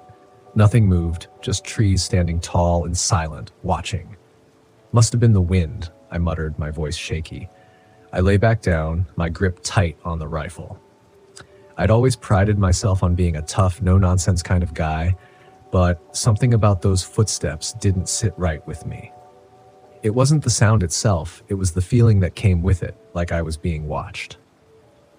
The next morning, things got worse. My water jug was gone. I thought I'd been careful about where I left it, but maybe I hadn't sealed it tight. Maybe an animal dragged it off during the night. I searched the area looking for signs of raccoons or coyotes, but all I found were footprints, human, barefoot, and small, like a child's. But what child would be wandering around the woods, miles away from the nearest road, in the dead of night? I crouched down, running my fingers over the soft dirt where the prints had pressed into the earth. They seemed fresh, leading in a slow, meandering pattern around the campsite before disappearing into the woods. My skin crawled, a chill running down my spine as I stared at the tracks, my mind racing through every possible explanation. None of them made sense. By midday, I had convinced myself it must have been some local kids playing a prank. Maybe I'd stumbled into someone's turf without realizing it. But as I hiked deeper into the woods, rifle ready, the sense of unease only grew stronger. Every step I took felt heavy, like the trees themselves were watching me, closing in tighter. Then I saw it. I was tracking a deer along the ridgeline when I noticed movement in the trees just ahead. At first, I thought it was the buck I'd been hunting, but then it stepped out into the clearing, a figure tall, hunched, and gaunt. Its body was draped in shadow, but I could see the faint outline of its pale, too long limbs, twisted in ways a man shouldn't be. And those eyes, two glowing yellow eyes, staring right at me. I froze, rifle raised, heart hammering in my chest. For a moment, we just stared at each other, the wind dead and still around us. The figure didn't move, didn't blink, it just stood there, watching me. "Who the hell are you?" I called out, my voice cracking in the silence. No answer. I swallowed hard, taking a step back. The figure disappeared into the trees as silently as it had appeared. My hands were shaking, the rifle's barrel wobbling as I lowered it, my breath coming in ragged gasps. I tried to tell myself it was just a shadow, a trick of the light, but I knew better. I'd seen it, and whatever it wasn't human. That night, The footsteps returned, louder this time, circling the camp with purpose. I stayed awake, rifle in hand, listening to the crunch of leaves as it moved closer. Every time I thought I'd hear it right outside my tent, the steps would stop, leaving only the suffocating silence. I couldn't sleep, couldn't even close my eyes without imagining those yellow eyes watching me from the darkness. By the third day, I was a mess, exhausted, jumpy, paranoid. I hadn't seen the figure again, but I could feel it following me, watching. The forest, once my refuge, had become a prison. I couldn't shake the feeling that no matter how fast I walked, no matter how deep I went, it was always just behind me, waiting. That afternoon, I found more footprints. This time, they were right outside my tent, circling it in strange, looping patterns.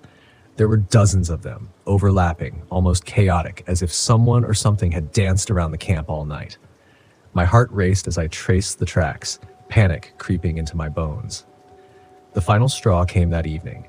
I was sitting by the fire, trying to calm my nerves when I heard it again, the soft, whispering voice carried on the wind.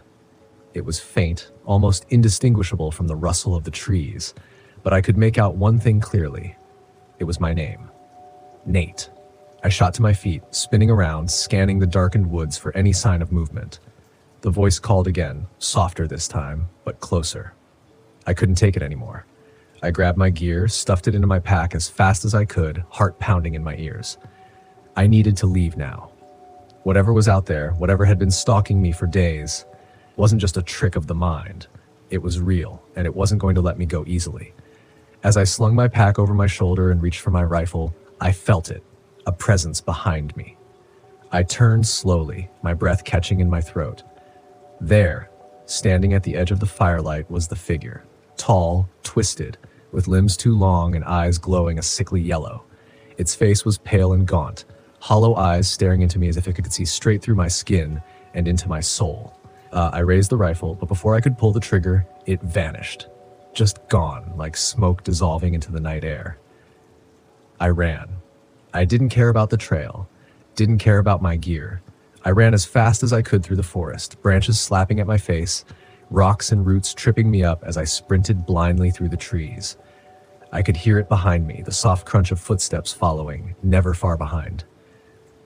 By the time I reached the trailhead, my lungs were burning, my legs felt like jelly, and my mind was racing with fear. I threw myself into the truck, slamming the door shut. The silence inside the cab was deafening. My hands shook as I fumbled for the keys, finally starting the engine and peeling out of there as fast as I could. Even now, weeks later, I can't get it out of my head. The figure, those eyes, the voice that called my name, luring me deeper into the woods. I haven't told anyone about it. No one would believe me anyway.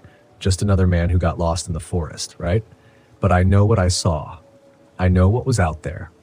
I haven't been back to the mountains since, and every time I close my eyes, I still see it, watching, waiting. My name is Callan Holland, and this happened to me in early October 2019. I had just turned 40 and decided to take a solo trip to clear my head. I packed up my RV and headed for a lesser-known camping spot in the Washington National Forest in Arkansas. It wasn't a popular destination, which suited me fine. I wanted peace and solitude, away from the noise and stress of my job and the mess my personal life had become. I arrived at the campsite in the late afternoon. The trees were tall and dense, their leaves a mix of green and the beginnings of autumn colors. The air was crisp, the kind that makes you feel alive and alert. I set up my RV in a small clearing with just enough space to park and set out a couple of chairs. There wasn't another soul in sight, and I reveled in the quiet. I spent the first couple of days hiking and reading. I even tried my hand at fishing in a nearby stream, though I didn't catch anything. It was a perfect escape. On the third night, as I sat by the campfire, I started to feel uneasy. It was a subtle feeling at first, like someone was watching me. I shrugged it off as paranoia and went to bed early. Around midnight, I woke up to a noise outside the RV. It was a soft rustling, like something moving through the underbrush. I lay still, listening, trying to convince myself it was just an animal. But then I heard footsteps. They were slow and deliberate, crunching leaves and twigs. I reached for the flashlight next to my bed and shone it through the window. The light revealed nothing but darkness and trees. The footsteps stopped and I held my breath, straining to hear anything else. After a few minutes of silence, I convinced myself it was just my imagination and tried to go back to sleep. The rest of the night passed without incident, but I couldn't shake the feeling of being watched. The next morning, I decided to do a thorough sweep of the area around my campsite.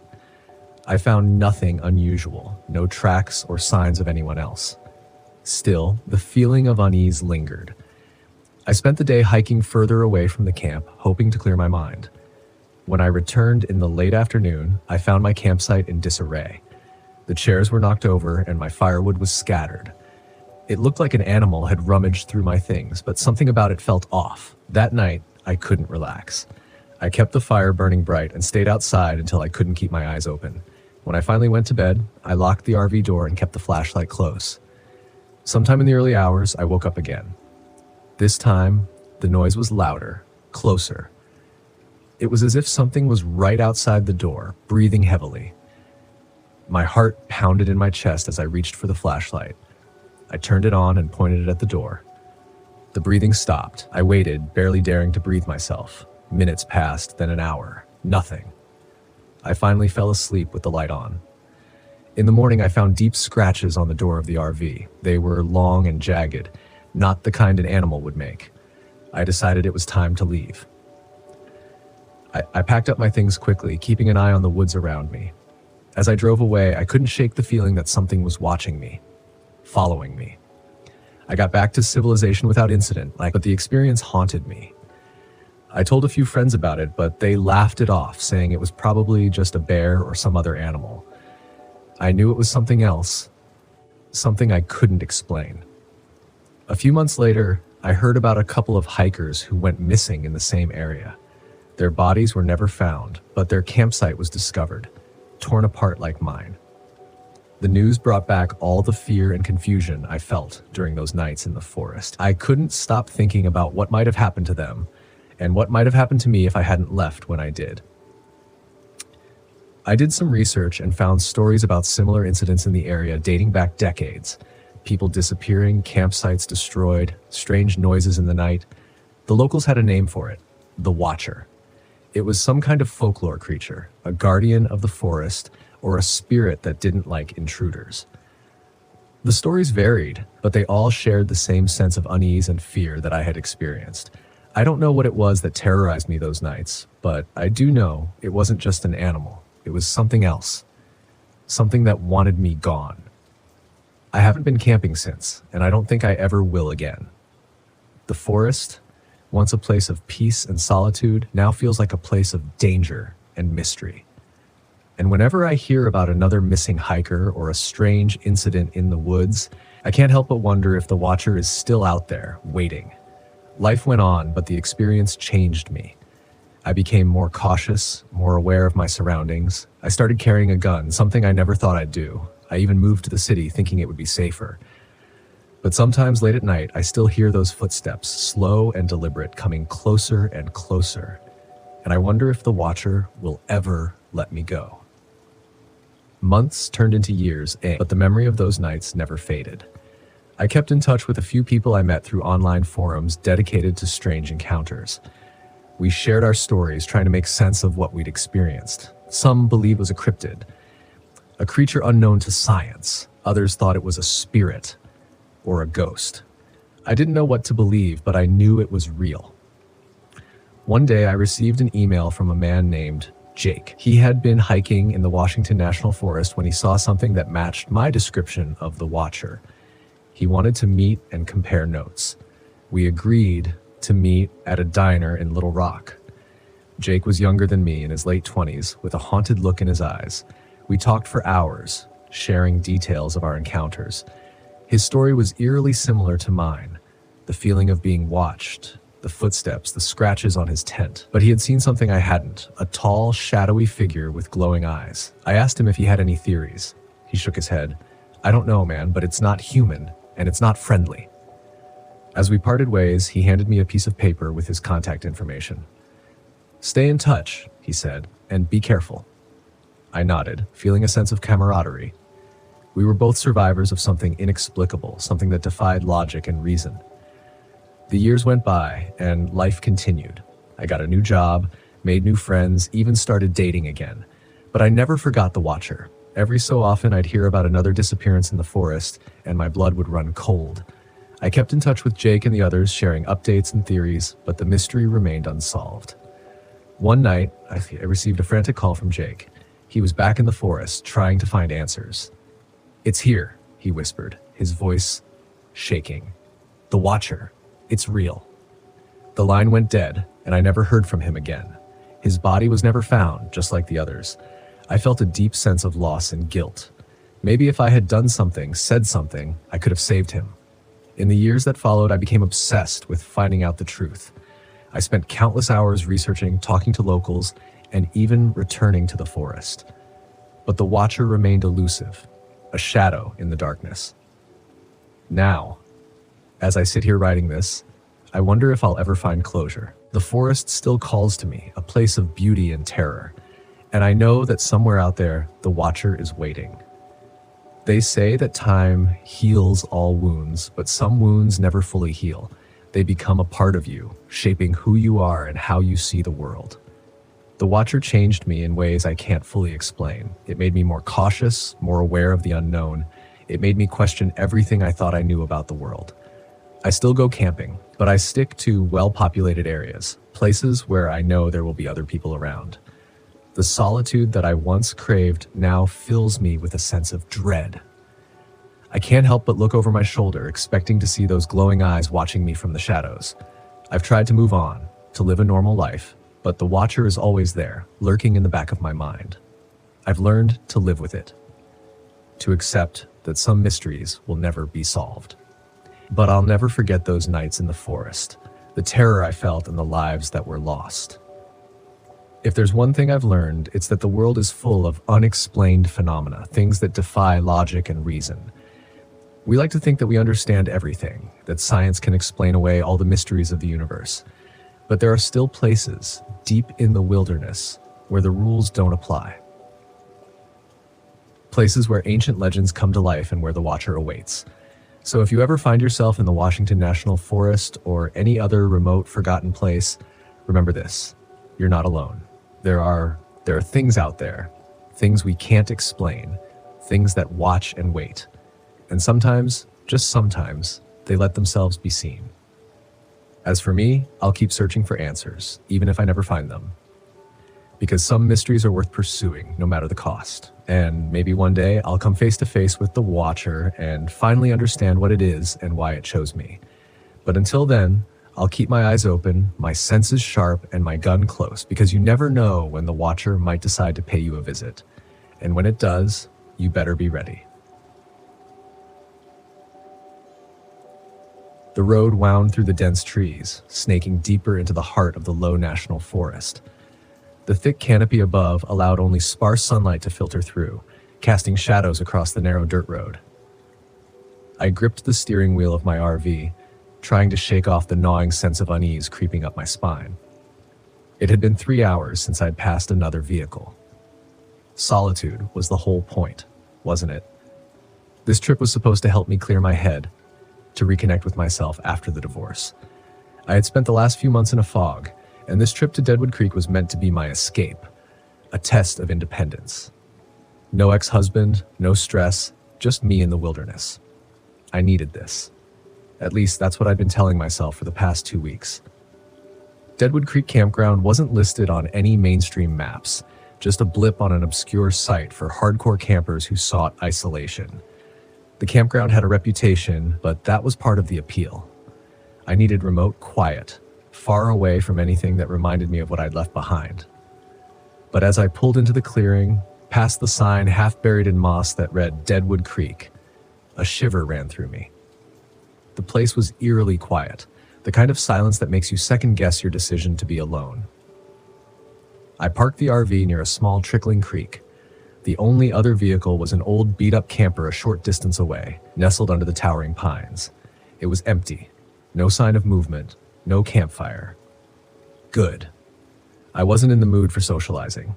I stepped out into the cool afternoon air and surveyed the site. The woods were thick, ancient. The ground was littered with pine needles, muffling the sound of my footsteps. A perfect retreat.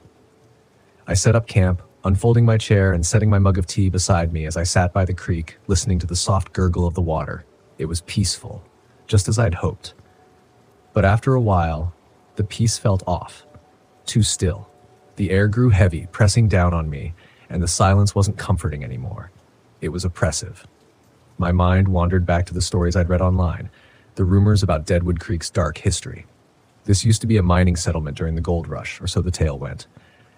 Dozens of men had come to find their fortunes, but most found only death, mysterious disappearances, bodies never recovered. Some say the men still haunt the place, bound to the land, working their endless shifts beneath the earth. I dismissed it at first, chalking it up to local folklore meant to spook tourists. But now, sitting alone in the fading light, the stories didn't seem so far-fetched. The wind rustled the trees and I jumped at the sound. "Get it together, Hannah," I thought, rolling my eyes at my own nerves. I hadn't come all this way just to scare myself into leaving. That's when I saw him, a man standing near the edge of the campground, just at the tree line, leaning against a tree.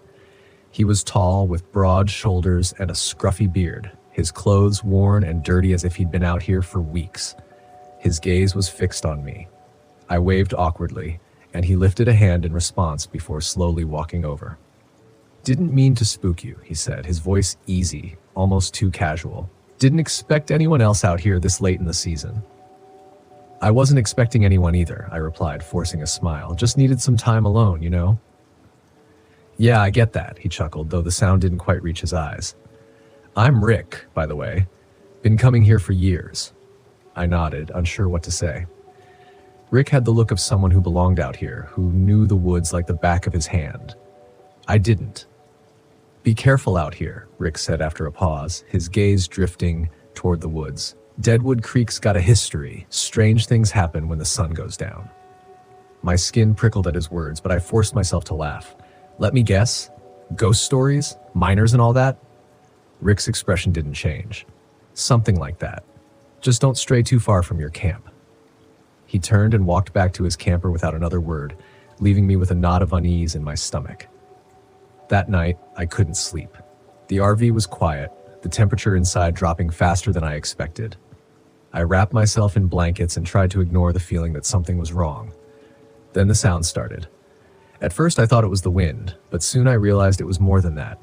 Faint at first, barely perceptible. A rhythmic clinking echoed from the direction of the creek. It sounded like tools. Mining tools. Pickaxes striking rock. I bolted upright in bed, my heart pounding. No, I was just imagining it. This was what I came here for. Solitude. But I couldn't shake the sound. It was getting louder, the metallic rhythm persistent, almost like a heartbeat. I grabbed a flashlight and climbed out of the RV, my breath visible in the cold night air. The forest was a wall of darkness, the trees looming overhead like silent sentinels. The sound of the creek was louder now, rushing over rocks, and I could swear I heard voices, whispers carried on the wind. My flashlight beam swept across the campsite, catching nothing but trees and the faint shimmer of water. But then I saw them, figures. Shadowy, half-formed shapes moving by the creek, their outlines faint but unmistakably human. They moved like they were working, digging, swinging pickaxes in time with the clinking sound. My throat tightened as I realized they weren't there in the normal sense. They were translucent, faded. I stumbled back, my mind scrambling to make sense of it. Ghosts? No, that was impossible. I backed toward the RV, my pulse racing, but as I turned, I nearly collided with Rick. "Easy," he said, raising his hands. "I saw your light, thought I'd come check on you." I couldn't find the words to explain what I'd just seen. But Rick didn't need me to. He just looked over at the creek and nodded, his face unreadable. "They come out at night. The miners. Been here for over a century, trapped in their own hell." I swallowed hard, trying to suppress the rising panic. "You mean you know about this? What is this place?" Rick gave a half smile, though it was more sad than comforting. "Deadwood Creek. These men came here to find gold, but all they found was death. Now they're stuck here, working the land forever. Some nights they're just echoes. Other nights..." He trailed off, but the implication was clear. On other nights, they weren't just echoes. The ocean breeze always had a way of clearing my head, making the world seem simpler and problems more solvable. I was standing on the docks in Monterey, California, looking out at the boats bobbing in the harbor. My name is Jasper Lane, and I've been working with the Missing Persons Unit for over a decade. It's not an easy job, but it's one I do well. This particular morning, I was called in to look into the disappearance of a local fisherman named Mikey Petro. Mikey was a well-known figure in the community, a burly man with a hearty laugh and a reputation for being reliable.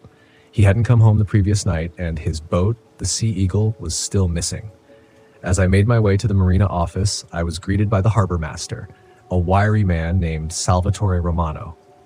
"Morning, Jasper," he said, his voice gravelly from years of shouting over the waves. "Heard you're looking into Mikey."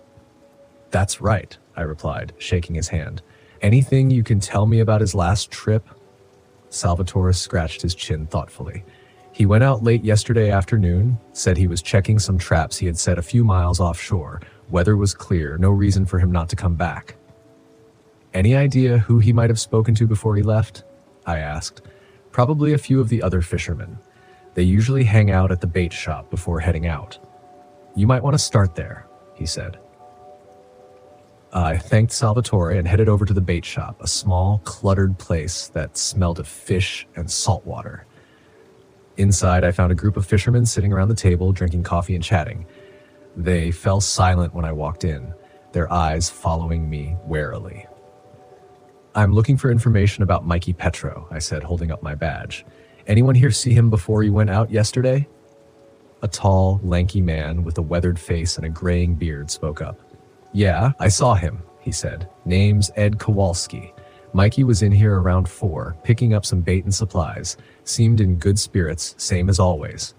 "Did he mention where he was headed?" I asked. Ed nodded. "Said he was going to check his traps near Point Pinos. It's a bit of a trek, but he's done it plenty of times before." With that lead, I decided to head out to Point Pinos. It was a rocky outcrop a few miles down the coast, known for its strong currents and treacherous waters.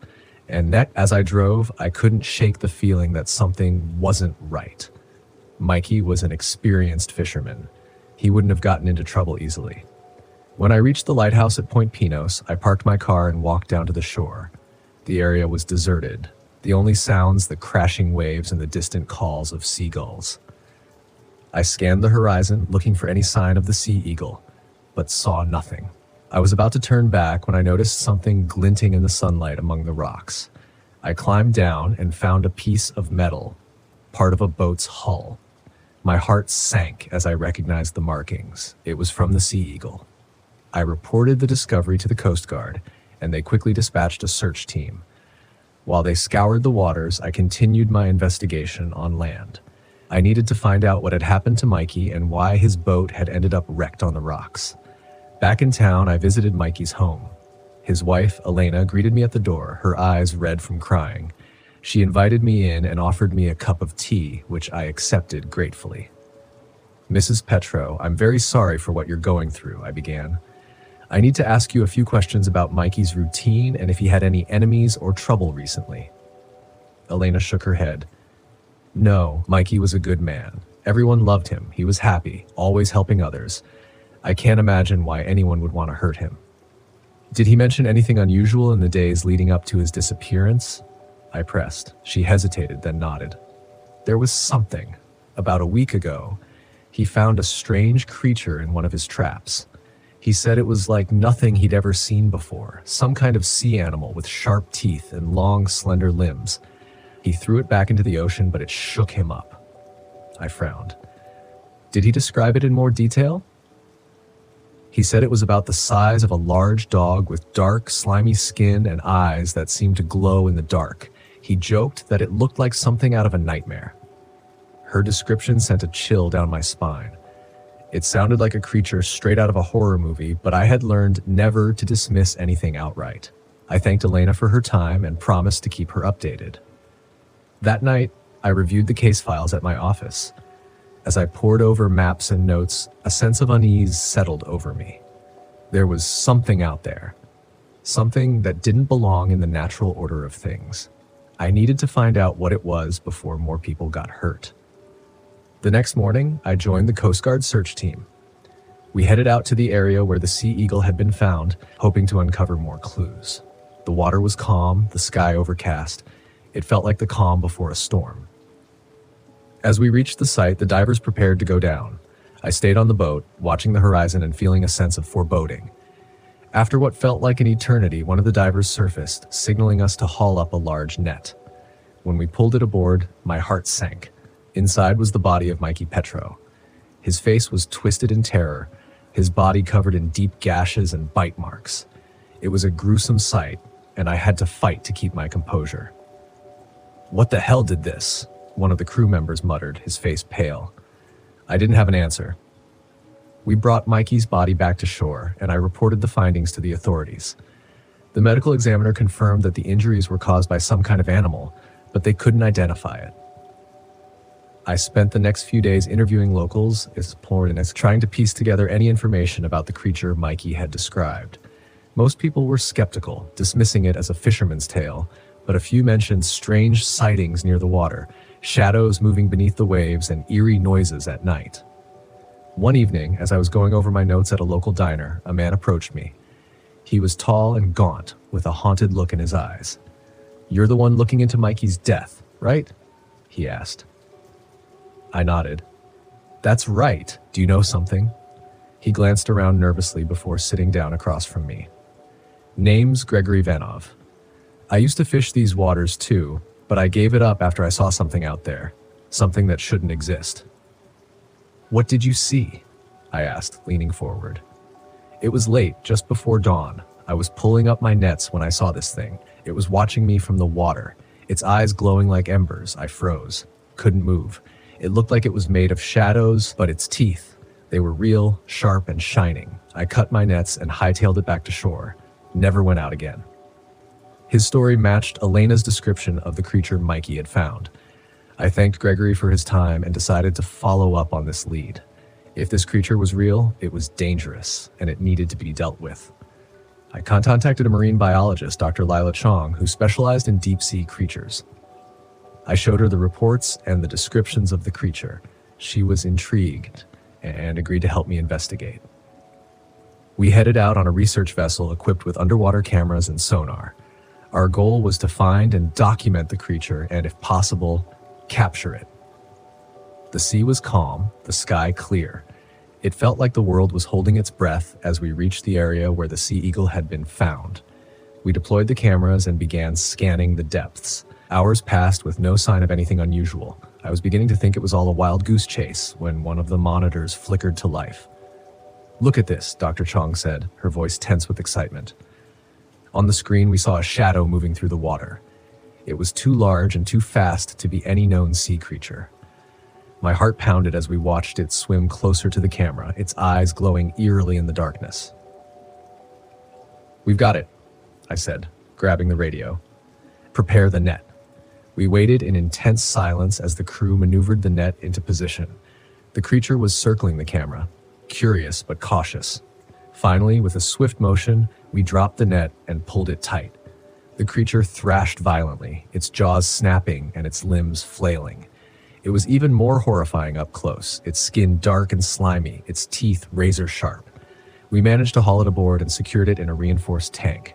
Dr. Chong studied it closely, her eyes wide with amazement. "This is incredible. It's like nothing I've ever seen before. It's a new species, possibly from the deep sea where light doesn't reach."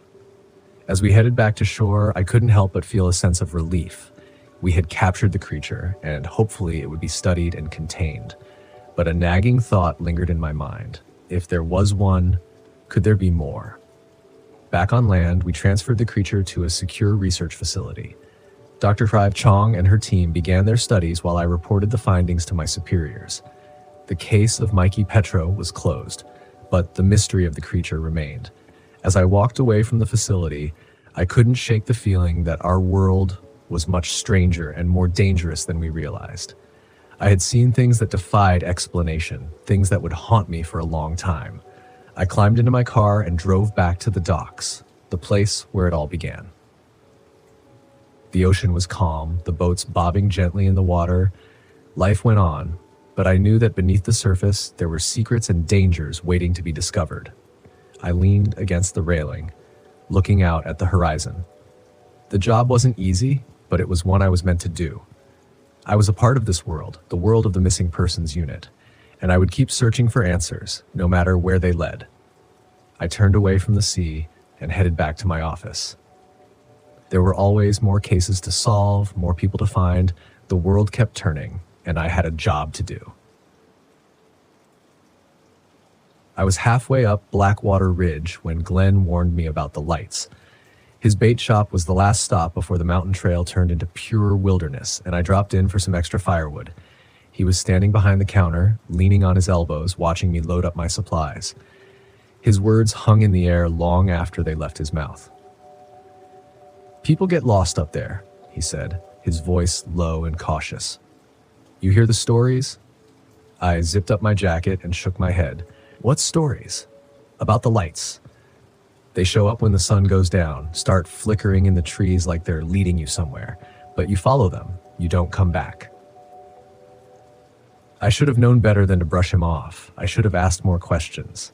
But the truth was, I didn't care. I wasn't here for ghost stories or local superstitions. I was here to clear my head after everything that had happened with Ryan, the breakup, the endless nights of replaying every argument in my head. I needed this time away from the world, just me and my RV parked in the middle of nowhere. Blackwater Ridge had seemed perfect. A remote place where no one could find me, and more importantly, where I wouldn't be tempted to find anyone. "I'll be fine," I told Glenn, trying to smile, but his eyes were serious, unblinking. "Just watch yourself," he said, handing me a small pouch as I paid for the wood. "Keep this with you. Some folks say it helps." "What is it?" "Just something my family's passed down," he said, avoiding my gaze. "Might keep the lights away." I didn't believe in that kind of thing, but I pocketed the pouch anyway, more out of politeness than anything else. Then I left the shop, got into my RV, and made my way up the winding mountain road toward Blackwater Ridge. The campsite was exactly what I'd hoped for, deserted, overgrown, and tucked away in a grove of tall pines. The air smelled crisp and clean, and for the first time in weeks, I felt like I could breathe. The old campground looked like it hadn't been touched in years. There were a few rusted RVs half hidden in the foliage, relics of past campers who had either left them behind or forgotten about them altogether. I parked my RV at the far edge of the grove, close enough to the trees to feel enclosed, but far enough from the abandoned vehicles to avoid any weird vibes. It was perfect, a place to disconnect and forget. That first day was peaceful. I went for a hike, snapped a few photos, and by the time the sun was setting, I was sitting outside by the fire pit, listening to the crackling flames and sipping from a thermos of tea. The sky was clear, and the stars began to poke through the darkness, dotting the sky like tiny pinpricks of light. Then, out of the corner of my eye, I saw it, a small flickering light deep in the woods, just past the tree line. At first I thought it was a firefly, but it was too big. It moved slowly, gliding through the trees like it was looking for something or someone. I sat up, narrowing my eyes to focus. The light was faint but unmistakable. It pulsed gently like a heartbeat, its glow barely reaching me through the dense pines. Then another light appeared beside it. Then another. 3 faint orbs flickering in unison, moving deeper into the forest. Glenn's warning about the lights echoed in my mind, but I shook it off. They were probably just campers in the distance, or maybe a reflection from a house far off the ridge. I wasn't about to let some old superstitions spook me on my first night. I sat back, trying to relax, but the lights wouldn't leave me alone. They moved again, gliding slowly through the trees, as if they were beckoning me to follow. I could almost hear a whisper in the air, like soft voices drifting on the wind. "Come closer." I stood abruptly, shaking my head. "No," I muttered to myself. "You're not doing this. You came here to get away, not chase after stupid lights in the woods." But the longer I stood there, the harder it was to ignore them. They were so gentle, so inviting.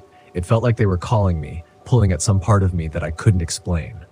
My feet shifted forward, inching toward the forest edge. "Come." I blinked, snapping out of it. What was I doing? I wasn't about to follow some strange lights into the woods. Glenn had warned me, hadn't he? I couldn't let myself get sucked into this nonsense. I backed away from the trees, heart pounding, and went back into my RV, slamming the door behind me. The lights flickered one last time outside the window before they disappeared, swallowed by the darkness. The next day, I couldn't shake the feeling that I was being watched. I spent the morning hiking, trying to focus on anything but what had happened the night before. But the woods felt different now, quieter. The usual sounds of birds and rustling leaves had faded, replaced by a stillness that pressed in on me. Every time I looked over my shoulder, I thought I saw movement, a shadow darting between the trees or the faintest flicker of light just out of sight. I told myself it was paranoia, that I was letting Glenn's warning get under my skin. But deep down, I knew something wasn't right. By the time evening came, the anxiety had settled into my bones. I lit another fire and sat outside, staring into the flames, trying to calm myself. But as soon as the sun dipped below the horizon, the lights came back. This time they were closer. I watched, frozen, as they flickered between the trees, more of them now. 5, maybe 6, all moving in the same slow, rhythmic pattern. They circled the edge of the campground light, their glow soft but persistent. I felt that same pull again, stronger this time, like invisible hands reaching out to me. Come. The whispers were clearer now, louder. They filled my ears, my mind, drowning out everything else. It sounded like his voice, Ryan, his soft, pleading tone asking me to come closer, to follow. I stood, my body moving of its own accord. It wasn't just curiosity anymore. It was need. I needed to know what these lights were, where they were leading me. Maybe it was Ryan. Maybe he'd followed me, wanted to make things right. The thought was irrational, but in that moment it made perfect sense. I took a step toward the forest, then another. My heart raced as I approached the tree line, the lights growing brighter, more vivid. But as I crossed into the shadows, something shifted in the air. The forest felt wrong, twisted, like the trees were closing in around me. The lights flickered erratically, their gentle glow turning sharp, jagged. I froze. The whispers turned darker, harsher. Come now. No. This wasn't right. This wasn't Ryan. This was something else, something wrong. I stumbled back, panic rising in my chest. The lights surged forward, surrounding me, blinding me. In desperation, I grabbed the pouch Glenn had given me, clutching it tightly. The lights flickered wildly, then dimmed. I backed away as the whispers receded, and the lights finally disappeared, leaving me alone in the dark woods, shaking. My name is Daxon Patel, and I was 24 when I went to Coyote Hollow in West Virginia to capture the perfect shot. This happened in the early fall of 2024, when the air was crisp and the trees were a kaleidoscope of red and gold. I'm a nature photographer, the kind who spends weeks in the wild to find moments most people only see in magazines. Solitude doesn't scare me.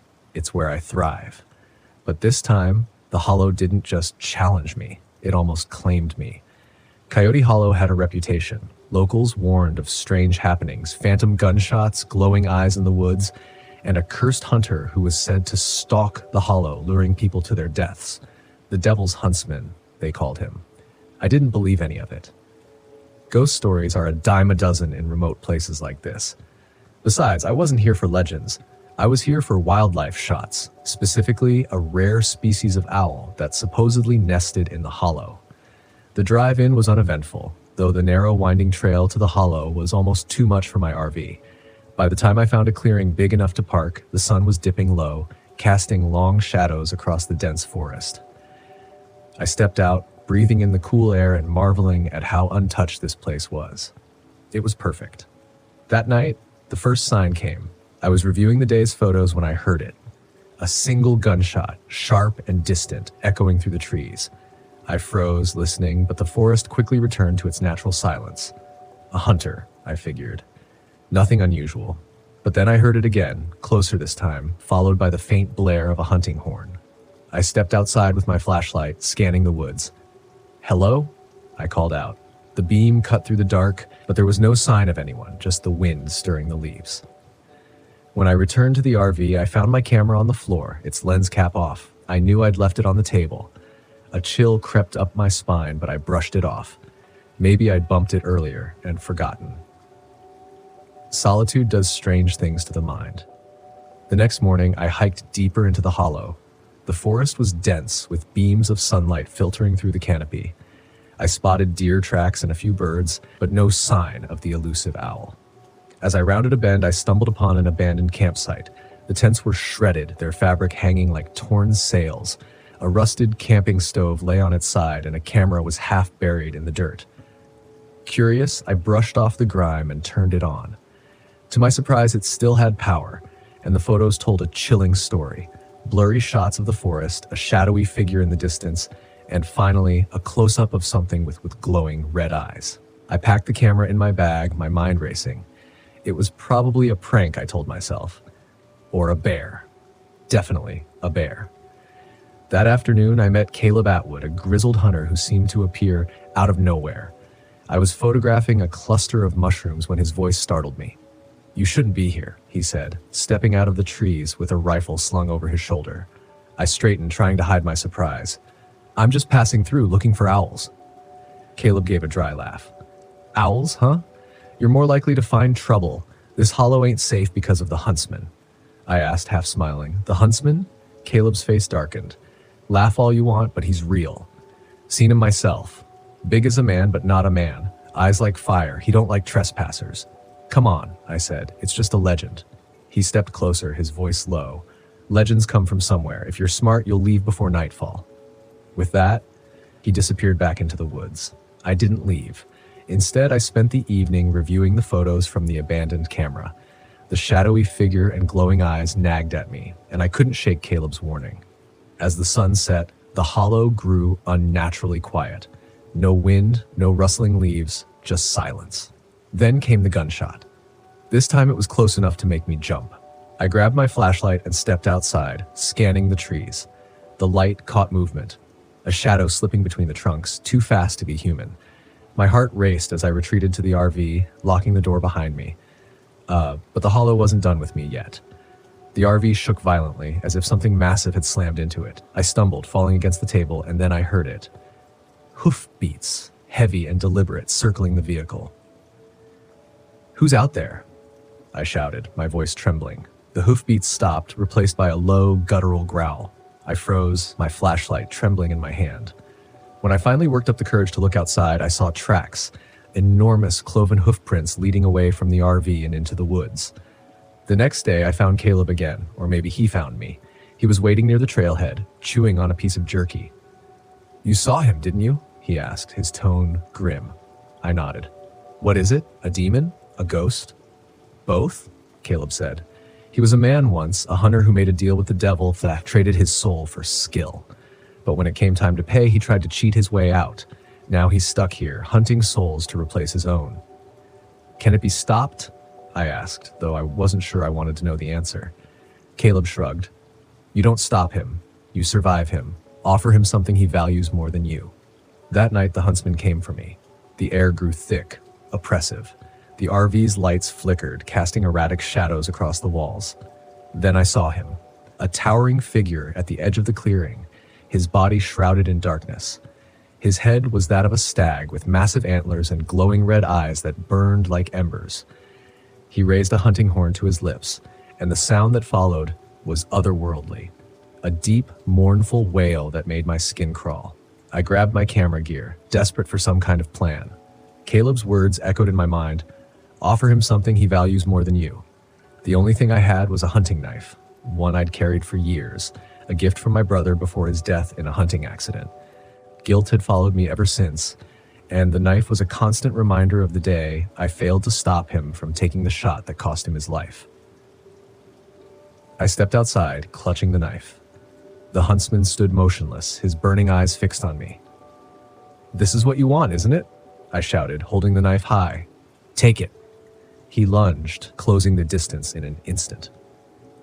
I threw the knife at his feet and stumbled back, my heart hammering. The huntsman paused, tilting his head as if considering the offering. Then slowly, he reached down, his long, clawed fingers wrapping around the blade. For a moment, the hollow was deathly silent. Then the huntsman let out a roar that shook the ground and disappeared into the shadows, taking the knife with him. By dawn, the hollow was still again, as if nothing had happened. The hoofprints were gone, and the air felt lighter. I packed up and left without looking back, The weight of the past finally lifted from my shoulders. Weeks later, a package arrived at my door. Inside was one of my lost camera lenses and a single photo of the huntsman, standing over the knife. His burning eyes seemed to follow me, a reminder that the Hollow wasn't done with me yet. Some places aren't meant to be conquered. Coyote Hollow is one of them.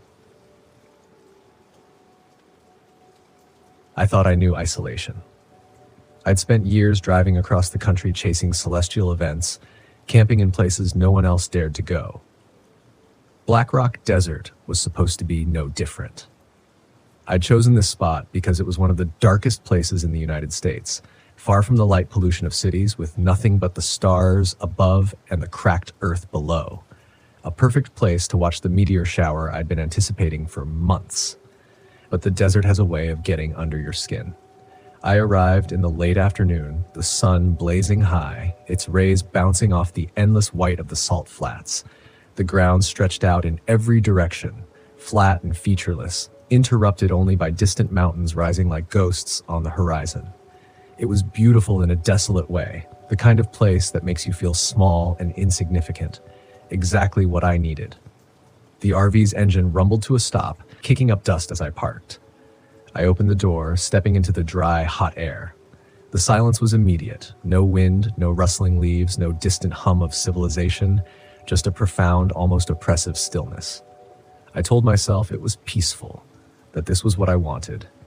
A few days alone in the desert to focus on my photography and watch the night sky. But as I looked out over the vast expanse of cracked earth, a strange feeling settled in my chest, like a weight pressing down. I brushed it off. It had been a long drive, and the heat was getting to me. I'd feel better once the sun went down. I spent the first few hours setting up camp, adjusting my telescope, and testing my camera equipment. The sky was still a blazing blue, but the desert's unforgiving heat was beginning to fade, replaced by a sharp chill as the sun sank lower. By the time dusk arrived, the temperature had plummeted, and I retreated into the RV to grab a jacket before stepping back outside. That's when the radio first crackled to life. I'd brought my old ham radio along, hoping to catch some weather updates or maybe listen in on local astronomy broadcasts. I hadn't expected much out here, but the static-filled hum surprised me. I turned the dial, searching for a signal, and for a moment, I thought I'd found one. A faint voice cutting through the static. "Don't stay." I froze. The words were barely audible, like a whisper carried on the wind, but they were unmistakable. I leaned closer, adjusting the frequency, but the voice was gone, replaced by the familiar hiss of static. I turned the radio off, chalking it up to interference, old equipment, or weird atmosphere. Still, the unease in my chest was growing. The first night was incredible. The sky came alive with meteors streaking across the blackness, more stars than I'd ever seen in my life. I stood in awe, snapping pictures, adjusting my telescope, completely losing track of time. Out here, under the stars, the rest of the world felt far away. It was just me, the night, and the vastness of space. And yet, something nagged at me. When I reviewed the photos later, I noticed something strange in the background of one of my long exposure shots. There was a blur, a faint, almost imperceptible smudge. At first, I thought it was a mistake. Dust on the lens, maybe, or a glitch in the camera's settings.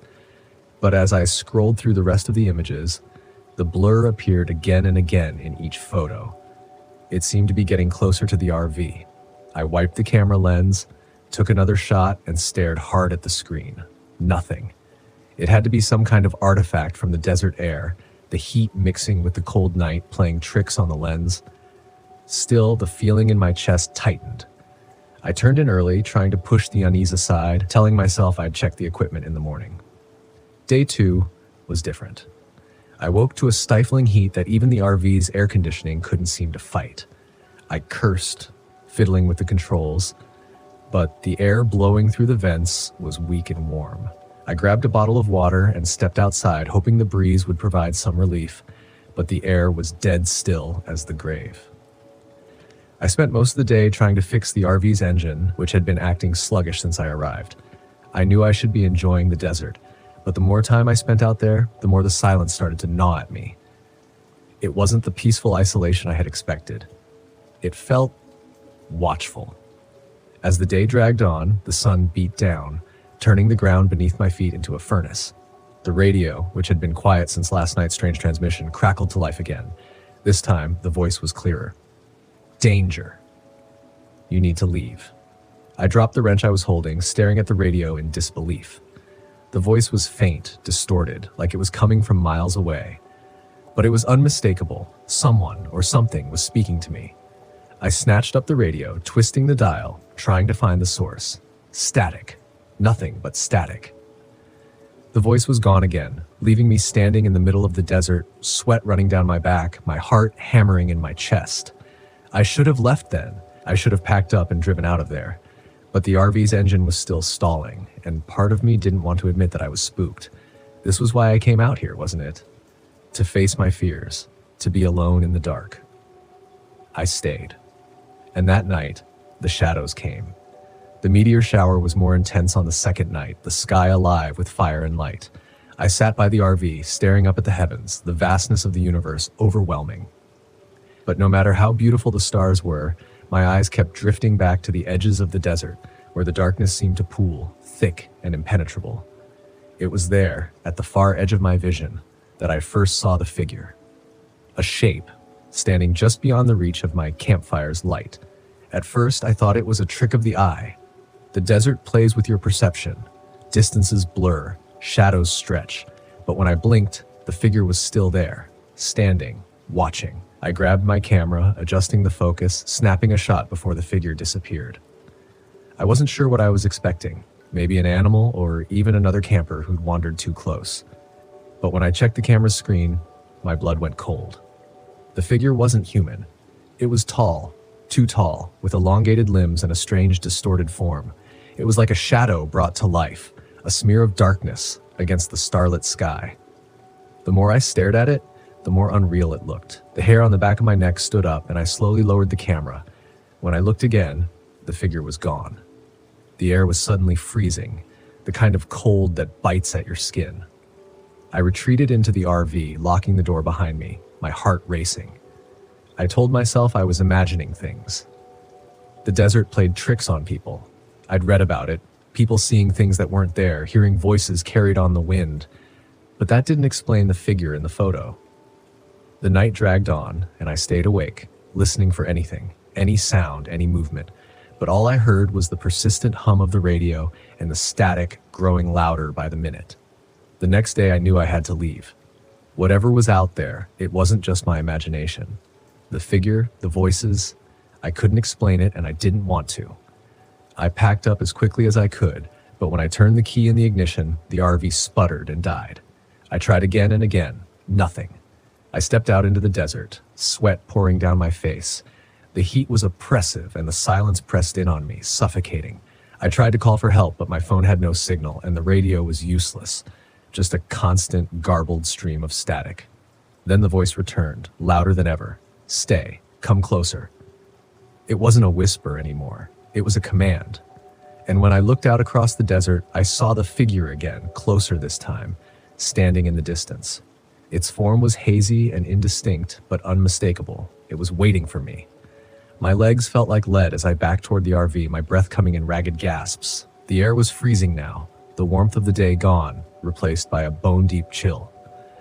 I knew in that moment that if I stayed, I would become like the figure, a shadow, a ghost, trapped in this forsaken place, wandering the desert forever. I ran. I don't know how I got the RV started. Maybe it was adrenaline, or maybe sheer panic. But when the engine finally roared to life, I slammed the gas pedal to the floor and didn't look back. The figure, the voice, the cold. They all faded into the distance as I sped across the salt flats, the desert stretching endlessly behind me. I never looked at the photos again. I couldn't.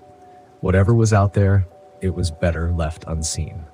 I'll never return to Black Rock Desert. Some places were meant to be empty. My name is Elio Ramirez, and this happened to me on June 15th, 1999. I was on a camping trip in my RV at a place called Pine Creek Hollow in Idaho. Now, I'm not the sort who scares easily. I grew up hunting and fishing, and I've spent more nights in the wilderness than I care to count, but what happened that night was different. I'd parked the RV in a small clearing surrounded by tall pines that seemed to touch the sky. It was a nice spot, isolated, with the creek nearby providing a constant, soothing sound of running water. The air was cool and smelled of pine and earth. It was just me and my dog Max, a big, friendly German shepherd who loved the outdoors as much as I did. The first night was uneventful. I made a fire, cooked some beans, and Max and I sat under the stars enjoying the peace and quiet. The next day, I did some fishing in the creek and caught a couple of trout. Life was good. On the third night, things started to get strange. I was sitting by the fire reading a book when Max started growling. Now, Max was a friendly dog, but he was also a good guard dog. When he growled, I paid attention. I looked up from my book and saw him staring into the darkness beyond the firelight, his ears perked and his body tense. "What is it, boy?" I asked, but he just kept growling, his eyes fixed on something I couldn't see. I stood up and grabbed my flashlight. "Stay," I told Max, and I walked toward where he was looking. The beam of the flashlight cut through the darkness, illuminating the trees and underbrush. I didn't see anything unusual, but Max's growling had me on edge. Then I heard it, a rustling sound, like something moving through the underbrush. It wasn't the sound of a small animal. It was heavier, deliberate. I felt the chill run through me, and not because of the cold. I took a few steps forward, trying to see what it was, but the sound stopped, and there was nothing there.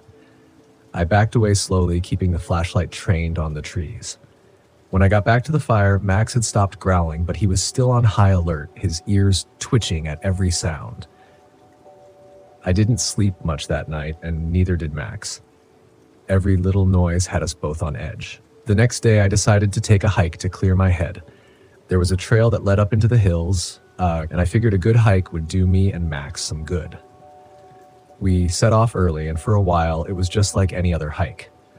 The sun was shining, the birds were singing, and Max was running ahead, sniffing everything in sight. But as we got deeper into the woods, I started to get that uneasy feeling again. It was too quiet. The birds had stopped singing, and I couldn't shake the feeling that we were being watched. Max was acting strange too. He kept stopping and looking back, his ears perked and his body tense. "Come on, Max," I said, trying to sound more confident than I felt. "It's just the woods, nothing to be afraid of." We kept going, but that feeling of being watched never went away. After a while, I decided to turn back. The uneasy feeling was too strong to ignore. As we made our way back to the RV, I couldn't shake the feeling that something was following us. That night, I decided to keep the fire going and stay outside with Max. I figured whatever it was that was making us uneasy, it wouldn't come near the fire. Max was restless, pacing around the clearing and growling at the darkness. Around midnight, I heard it again, the rustling sound. But this time, it was closer. I grabbed my flashlight and shone it into the trees. Max was going crazy, barking and growling, his hackles raised. Then I saw it, a pair of eyes reflecting the light from my flashlight. They were high off the ground, higher than any animal I'd ever seen. I froze, my heart pounding in my chest. The eyes disappeared, and I heard the sound of something moving away through the trees. I didn't sleep at all that night. I sat by the fire with Max, my rifle in my lap, listening to the sounds of the forest. Every little noise had me jumping, and Max was just as on edge as I was. The next day, I decided it was time to leave. Whatever was out there, I didn't want to stick around to find out. I packed up the RV and got ready to leave, but as I was loading up, I noticed something strange. There were footprints in the dirt around the RV, big ones, like nothing I'd ever seen before. They looked almost human, but they were too big, and the toes were all wrong. I didn't waste any time. I got in the RV and started the engine. Max jumped in beside me, and we took off down the dirt road, heading back to civilization. But as we were driving, I couldn't shake the feeling that we were being followed. It wasn't until we were miles away from Pine Creek Hollow that I started to relax. I told myself it was just my imagination, that there was a logical explanation for everything. But deep down, I knew there was something out there, something I couldn't explain. A few weeks later, I was back home, trying to put the whole experience behind me. But I couldn't stop thinking about those eyes, those footprints. I started doing some research, trying to find out if anyone else had experienced something similar. That's when I came across stories of a creature called the Wendigo, a legend from Native American folklore. It was said to be a spirit that could possess people and turn them into cannibalistic monsters. The descriptions didn't match exactly, but it was the closest thing I could find to what I'd seen. I never went back to Pine Creek Hollow, and I never went camping alone again. I still go camping, but always with friends and always in places where there are other people around. Max never seemed the same after that trip either. He was still a good dog, but he was more skittish, more on edge. I don't know what I saw out there, and I don't want to know. All I know is that there are things in this world that we can't explain, things that don't belong, and sometimes it's better to leave them alone. One night, a few months after the trip, I was sitting in my living room watching TV with Max at my feet. There was a knock at the door. It was late, and I wasn't expecting anyone. Max started growling again, that same low growl he had in the woods. I got up and opened the door, but there was no one there, just an empty porch and the sound of the wind rustling through the trees. I looked down and saw something that made my blood run cold. There, on the porch, were footprints, the same ones I'd seen in Pine Creek Hollow. I closed the door and locked it, my heart pounding in my chest. I sat back down, trying to calm myself.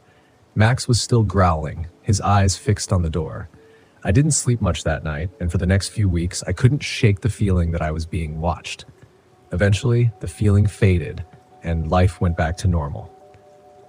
But I'll never forget what happened at Pine Creek Hollow, and I'll never forget the name I found in those old legends, Wendigo. Maybe it was just my imagination, maybe it was something else, but whatever it was, it's out there, and it's watching. I should have known better. 50 years as a park ranger taught me one thing. When locals warn you about a place, you listen. But I've never been one to believe in ghost stories. Superstitions were just another thing that came with small town life, like potluck dinners and neighbors who knew your business. After my wife passed, I sold the house. It felt too empty, too loud with her absence. I hit the road in our old RV, looking for places where the silence wasn't so heavy. That's how I ended up at Dead Man's Hollow in southeastern Ohio, a place with a reputation darker than the coal it used to mine. The name alone should have given me pause. The gas station was the last bit of civilization before the road turned to dirt, and the woods swallowed the world. The young guy at the counter was a jittery type, all elbows and sideways glances. "You heading up to the Hollow?" he asked as he handed me my change. "Yeah," I replied, tossing the bag of jerky onto the passenger seat. His eyes darted to the parking lot. "You shouldn't go there." "Oh yeah? Why is that?" "People go missing out there or come back different." He leaned in closer. "My granddad said the land's cursed. Miners died bad back in the day, and folks started seeing things." I gave him a polite nod and left. I didn't need a campfire story. I needed peace. The road into Dead Man's Hollow twisted like a snake, the trees crowding so close they nearly blocked out the sun. By the time I reached the old campsite, shadows stretched long across the clearing. It was just me and my RV, alone in the kind of silence that makes your ears ring. Perfect. I set up camp and brewed a pot of coffee, the rich smell cutting through the cool evening air. The first night passed quietly, just the occasional rustle of leaves and the distant call of an owl. For the first time in months, I felt like I could breathe. The second night was when the tapping started. It woke me around midnight, a faint rhythmic sound on the RV window. Tap, tap, tap. I rolled over, groggy and annoyed. At first, I thought it was a branch brushing against the glass, but when I pulled back the curtain, nothing was there. Just darkness and the skeletal outlines of trees. The tapping stopped as soon as I looked. The next morning, I decided to explore the area. A narrow trail led from the campsite into the heart of the hollow, winding through dense underbrush. It wasn't long before I came across the ruins of the old mining operation, a rusted winch, crumbling stone walls, and the gaping black maw of a collapsed mine entrance. That's when I saw it. A mining helmet, half buried in the dirt. Its lamp was shattered, and the leather strap had rotted away, but something about it called to me. I brushed off the dirt and slipped it into my pack. As I turned to leave, I felt it, a prickling sensation, like static electricity crawling over my skin. The air grew heavy, the kind of pressure that signals an oncoming storm. I glanced back at the mine, half expecting to see someone watching me. Nothing. By the time I returned to camp, the feeling had passed, but unease lingered like the smell of smoke after a fire. That night, the tapping came back, louder. This time, I sat up, every nerve on edge. The sound was steady, deliberate, not the random scratching of a branch or the scampering of an animal. Tap, tap, tap. Grabbing my flashlight, I stepped outside. The beam cut through the darkness, revealing nothing but empty woods. The night was unnaturally still, no wind, no crickets, not even the hoot of an owl. Then I saw them. Footprints. They circled the RV, leading toward the ruins. My stomach tightened as I crouched to examine them. They were boot prints, wide and deep, as if made by someone dragging heavy equipment. But they weren't fresh. The edges were crumbling, as though the soil had been disturbed long ago. I hurried back inside, locking the door behind me. The next morning, I told myself I was imagining things. Grief can play tricks on the mind, and I was no stranger to the loneliness that comes with isolation. But when I saw the mining helmet sitting on the table, perfectly cleaned and polished, I knew something was wrong. I hadn't touched it since I found it. The radio crackled to life, breaking the silence. Static hissed from the speakers, rising and falling like waves. Then faintly I heard it. Voices. "Mister, help us." The words were garbled, buried beneath the static, but unmistakable. My breath caught as the static turned to a low, guttural moan. The radio clicked off on its own, leaving me in deafening silence. I should have left right then, packed up, hit the road, and never looked back. But something in me, a mix of pride and curiosity, drove me back to the ruins. That night, the hollow was darker than before, the trees pressing in like watchful sentinels. I reached the mine entrance. My flashlight barely pierced the blackness. "Who's there?" I called out. My voice sounded small, swallowed by the void. The air shifted, carrying with it a metallic tang. A faint light flickered deep within the collapsed mine. A lantern. It bobbed slowly, as if carried by an unseen hand. I stepped closer, and the ground seemed to hum beneath my feet. The light grew brighter, and then they appeared. Shadowy figures, their forms barely distinguishable from the darkness around them. They moved silently, their lanterns casting an unnatural cold light. One turned toward me, its hollow gaze locking with mine. My legs froze, rooted to the spot as the shadows closed in. Then she appeared, the woman in black. Her form was sharper than the others, her face pale and expressionless beneath the hood of her tattered cloak. She raised a hand and the shadows stopped. Her eyes bored into me, unblinking and full of malice. "You disturbed their rest," she whispered.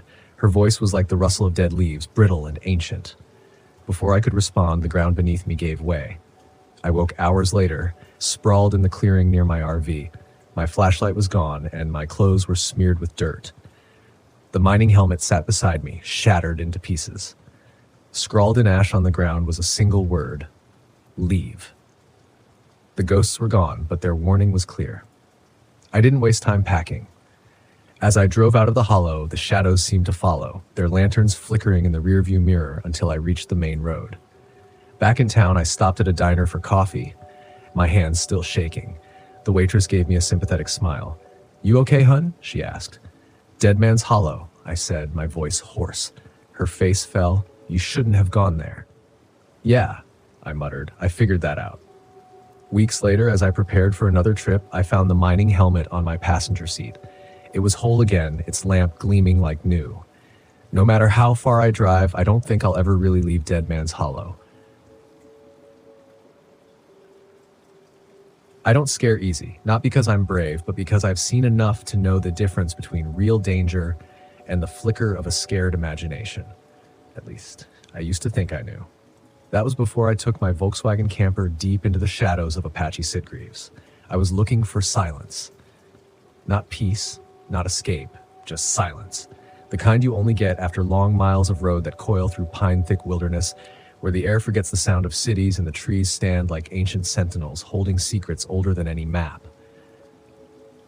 That's what pulled me there. That and the promise of solitude.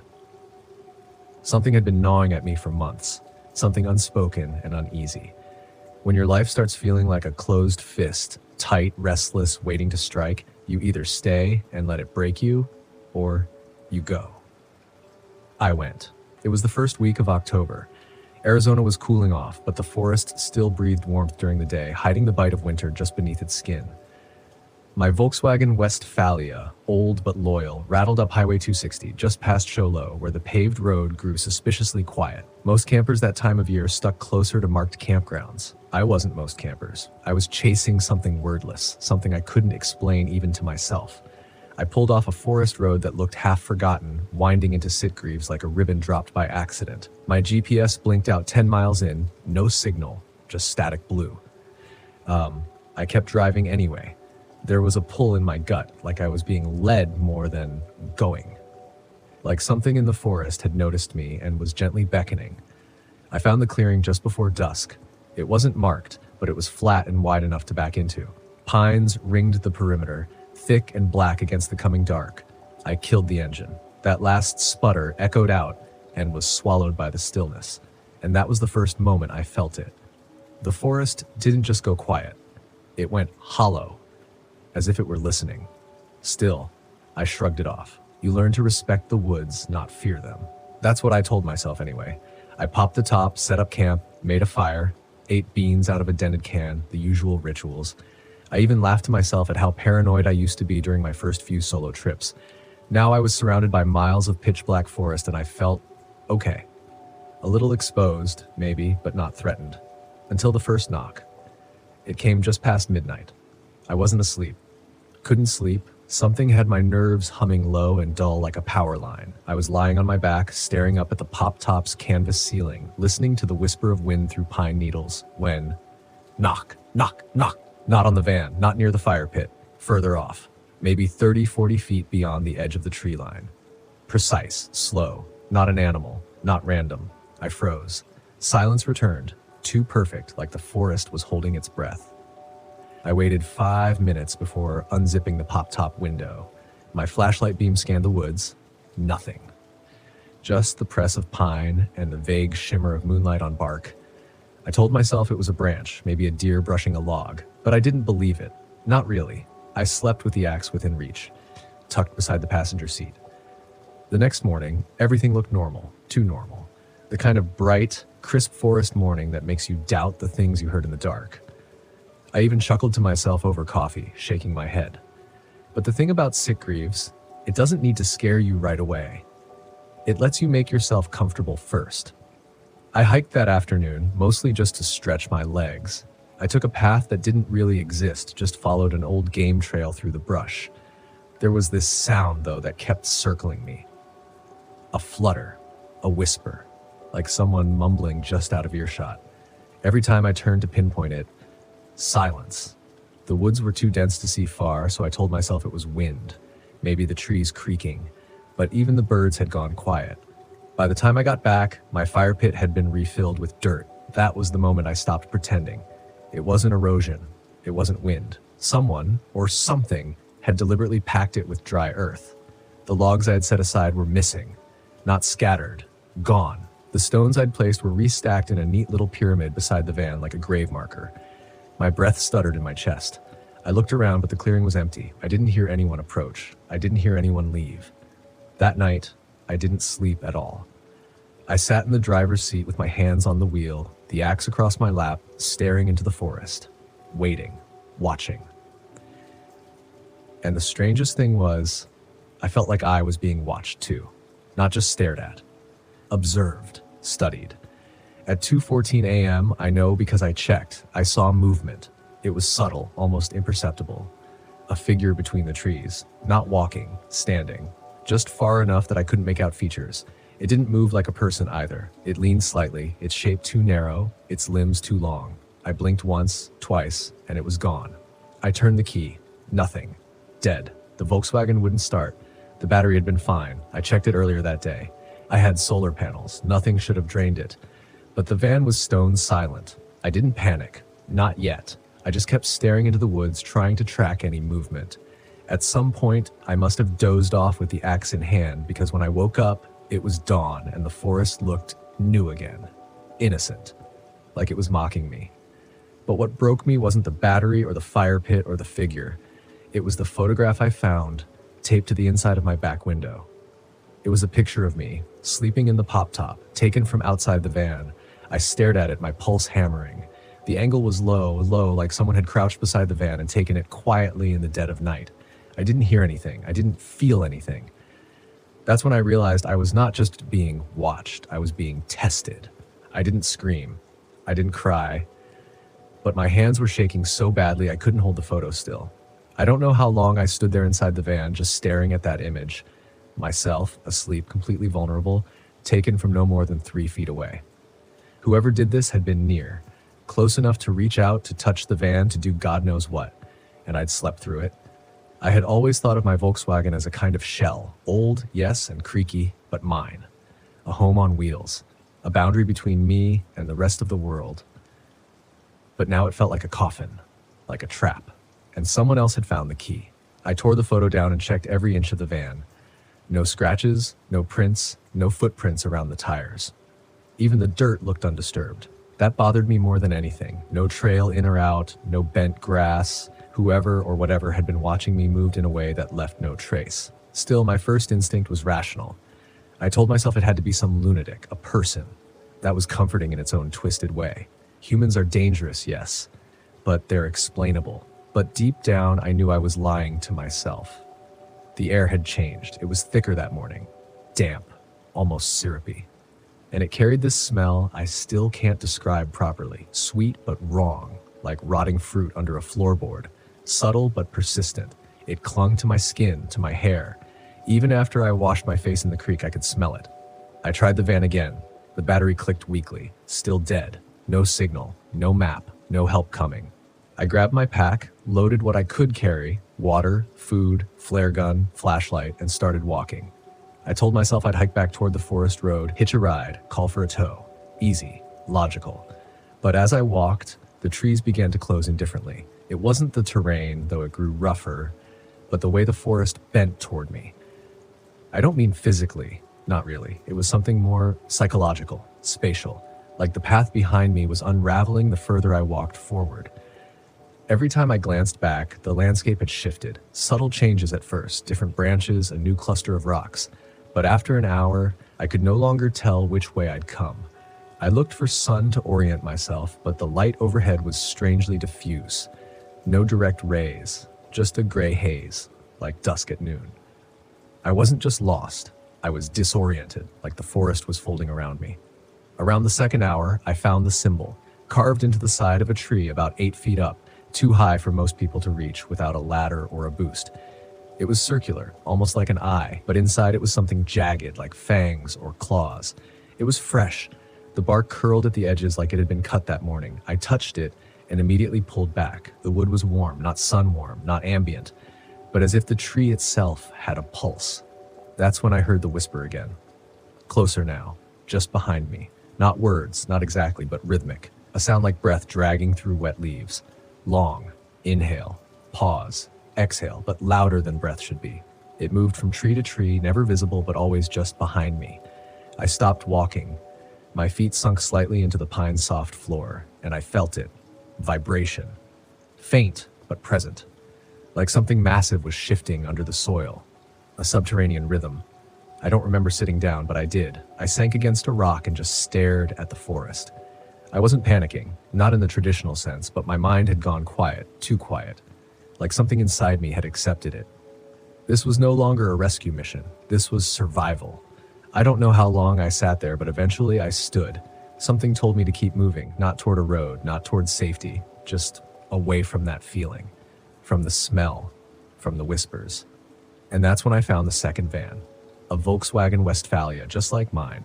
Same year, same model, same faded blue paint, covered in pine needles, its windows streaked with grime. At first, I thought it was mine. Maybe I had gotten turned around. But when I opened the door, I knew. It was abandoned. Everything inside had rotted. Sleeping bag covered in mildew, food wrappers turned to dust, floor rusted through. The roof canvas had collapsed inward, and inside I saw something that made my heart cave in. Another photograph. This one was pinned to the back of the driver's seat. I recognized the angle immediately. It was taken from behind the van, low to the ground. A person slouched against the rock I just sat on, wearing my clothes, holding my pack. It was a photo of me, taken today, an hour ago, maybe less.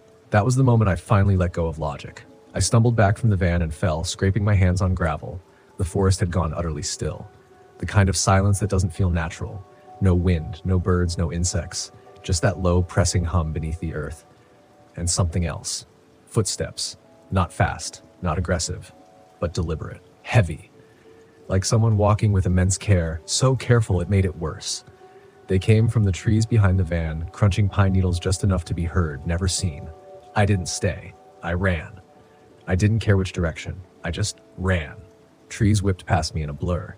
I could feel my lungs burning, my feet sliding in the dirt. My flashlight bounced wildly in my pack, slamming against my ribs. I heard the footsteps match me, never gaining, never fading.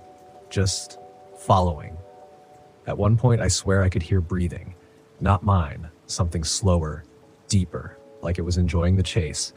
I didn't stop until I collapsed on the edge of a dry creek bed, lungs in tatters, vision swimming.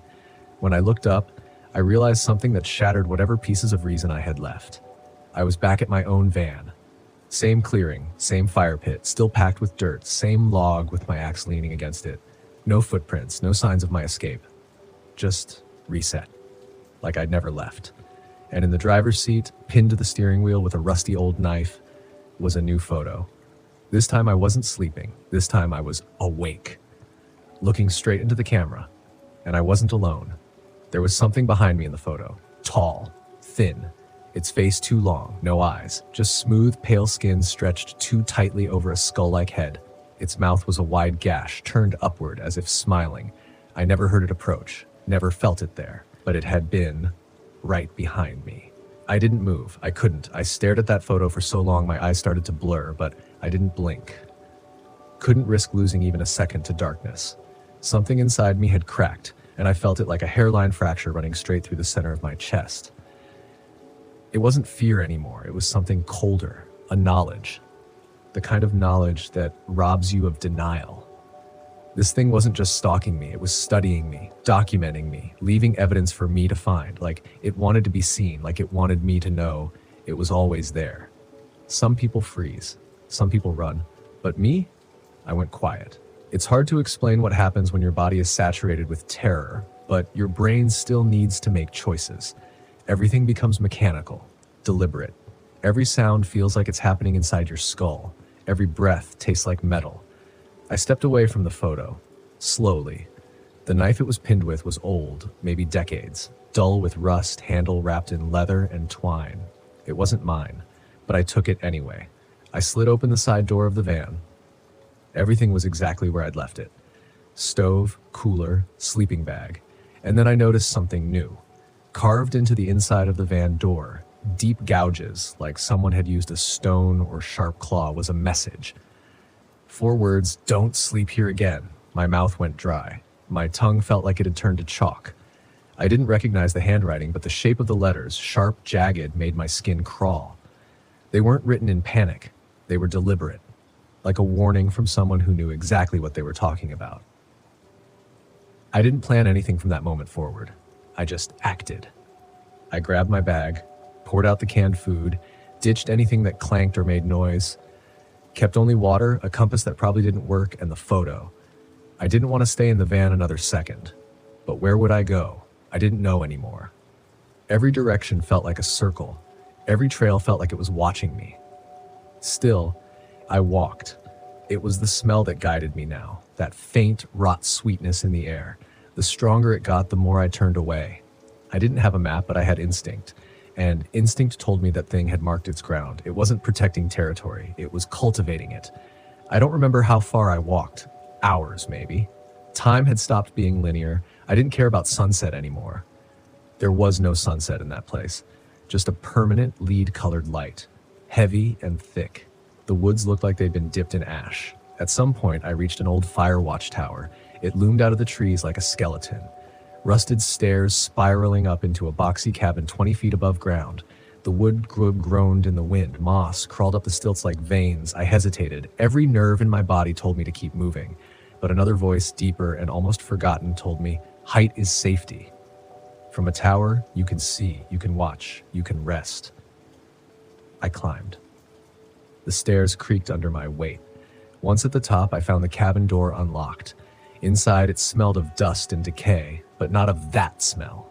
No rot fruit, no breath behind the trees, just old paper, rust, dead spiders. I locked the door, barricaded it with a metal file cabinet, took out my flashlight, sat on the floor. I didn't sleep, couldn't, but I listened. All night. At first, there was nothing, just the wind through broken slats, the occasional creak of the beams, but around midnight the air shifted, that subtle shift of pressure you feel before a thunderstorm. Only there was no rain, no thunder, just silence. And then, knocking. Not at the tower, not on the door, but beneath me. 3 slow knocks on the metal supports that held the cabin in the air, spaced far apart, too far for a person, too heavy, like something enormous was dragging itself under the structure and tapping deliberately on the beams. Knock. Silence. Knock. Breath. Knock. I didn't move. I held my breath until I thought my lungs would burst. Then, without warning, I heard the whisper. This time, clear. Just 4 words. The same 4 that were carved in my van. Only this time they weren't written, they were spoken. A voice just outside the window, just low enough to sound like my own thoughts. Just close enough that I knew it wasn't imagined. Don't sleep here again, I screamed. It wasn't a choice, it just tore out of me. A raw, hoarse, helpless sound that cracked something open in my chest. My flashlight flickered, then died. The knock came again, louder, so loud the entire cabin shook. I grabbed the knife, useless but comforting. And then silence, nothing, not even wind, like the world had been put on mute. I sat in the corner of that cabin for hours, clutching a blade that couldn't protect me from whatever had followed me into the sky. At dawn, or what passed for it, I opened the door. The forest was the same, but something in me had changed. I was done running. I was getting out.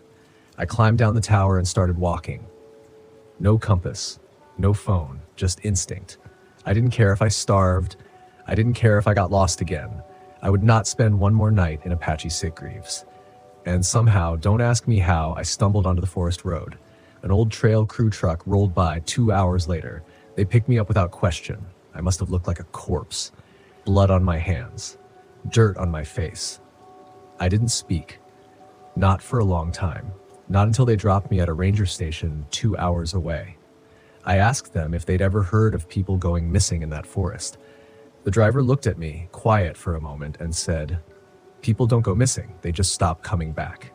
I wish I could tell you that was the end, that I made it back to the world, went home, shook it off, and learned my lesson like some cautionary tale in a dusty survival guide. But no, that forest didn't just follow me home, it came with me. For a while, I thought I was fine. I left Arizona, drove for days, didn't stop until I hit the California coast. I parked my Volkswagen along the cliffs near Big Sur, where the air smelled like salt and eucalyptus, and the ocean was always roaring loud enough to drown out memory. But sleep never returned to me the same way. It came in fragments, in glitches. I'd nod off for 10 minutes and wake with my heart pounding, certain that someone was standing just outside the van. The dreams weren't even dreams. They were locations, the fire tower, the ashy pines, that old abandoned van. I kept seeing the photo again and again, but this time the person in it wasn't me. It was someone watching me. I tried talking about it once. At a roadside diner outside Santa Cruz, I met this old guy with a 70s VW Westphalia who'd been living out of it since Reagan was president. I figured if anyone had seen some things, it would be him. He had eyes like boot leather and hands like stone. He looked like he hadn't slept a full night in decades either. I told him about Apache Sitgreaves, about the van, about the photo, about the knocking. He went quiet. Didn't even touch his food. Then he looked at me and said, "You heard the forest speak." I didn't understand. He shook his head slowly and said, "Haunted, they're alive, and they don't want you there."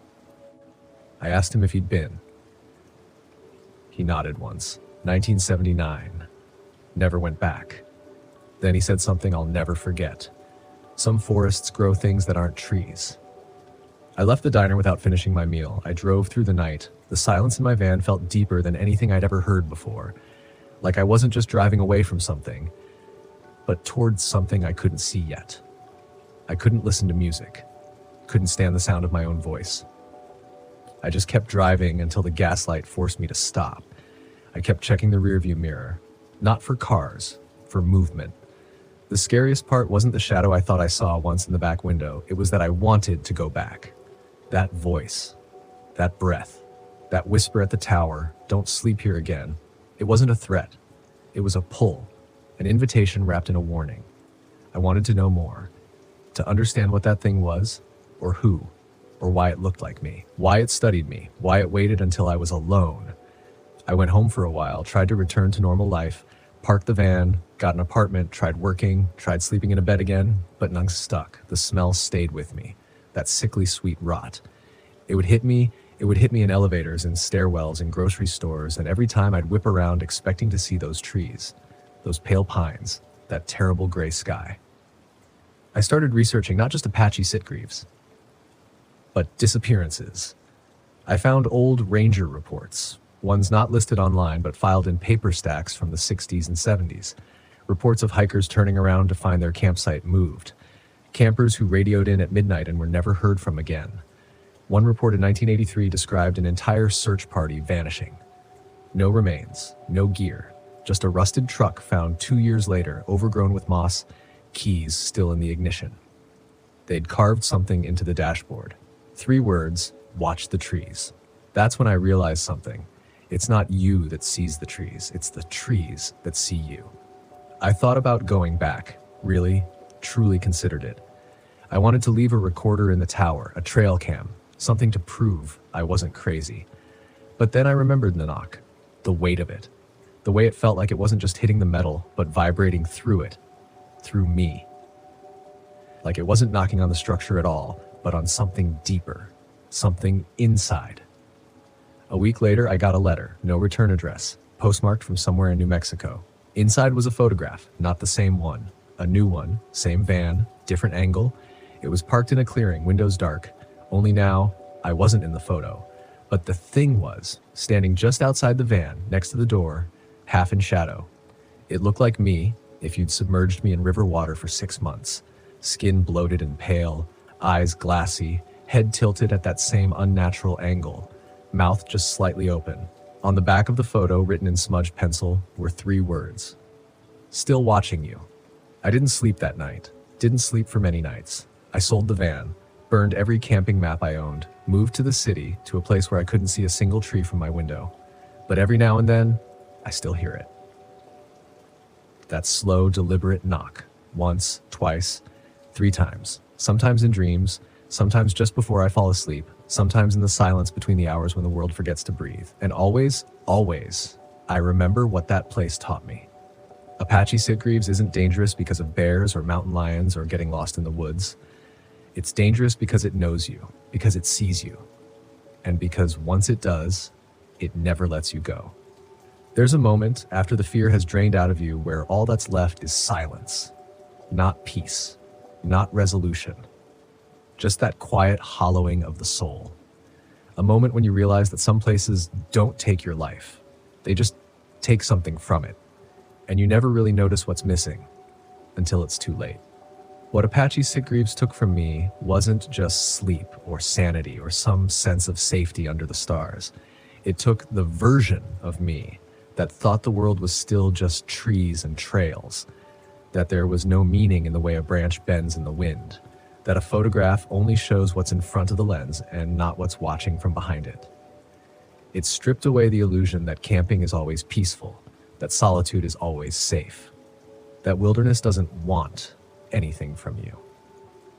But that's the lie we tell ourselves, isn't it? We park our vans under those wide black skies and convince ourselves we're escaping, that nature is this neutral force, that it welcomes all souls equally.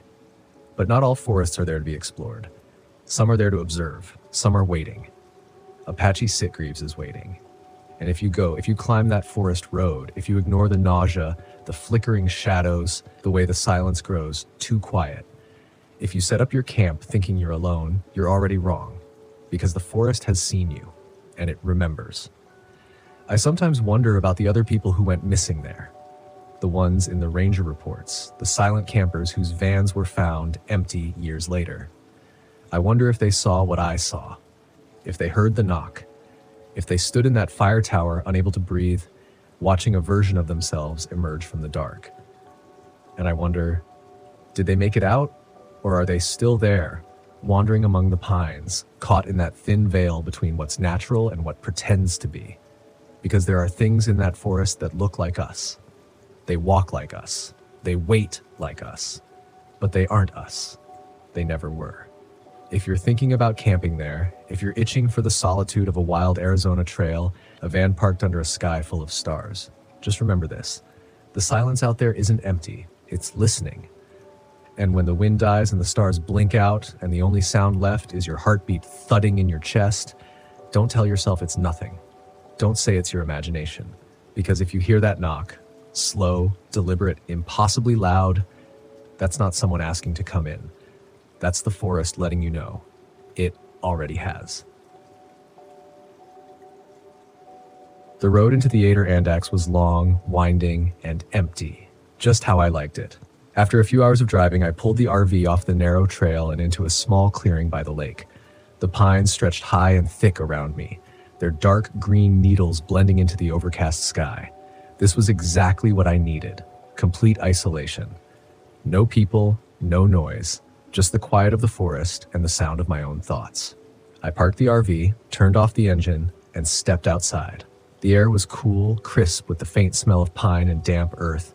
The only sound was the occasional rustling of leaves in the breeze and the distant ripple of water. Perfect. This place would give me the quiet I craved, a chance to think without the distractions of civilian life. Ever since leaving the military, I'd been chasing peace, and this felt like it could be the spot where I'd finally find it. I grabbed my gear and went about setting up camp. It didn't take long. I'd done this enough times to know the routine.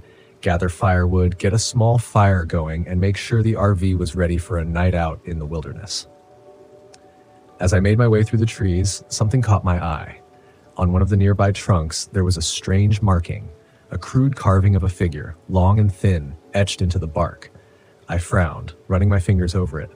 Just a kid's prank, I figured, probably a bored hiker from weeks ago. But as I moved through the forest gathering wood, I found more of them, carved figures on the trees, all tall and slender, stretching higher than any human could reach. It was strange, but I wasn't here to think about strange things. I was here to forget. By the time the sun set, the fire was crackling softly, casting flickering light across the clearing. I settled in next to the warmth, staring out at the darkening forest. There was a peace in the solitude, something comforting about being alone with the sounds of the wilderness. But as the night wore on, I started to notice something. The forest was too quiet. No rustling leaves, no night animals scurrying about, just silence. And then, just beyond the edge of the firelight, I heard it.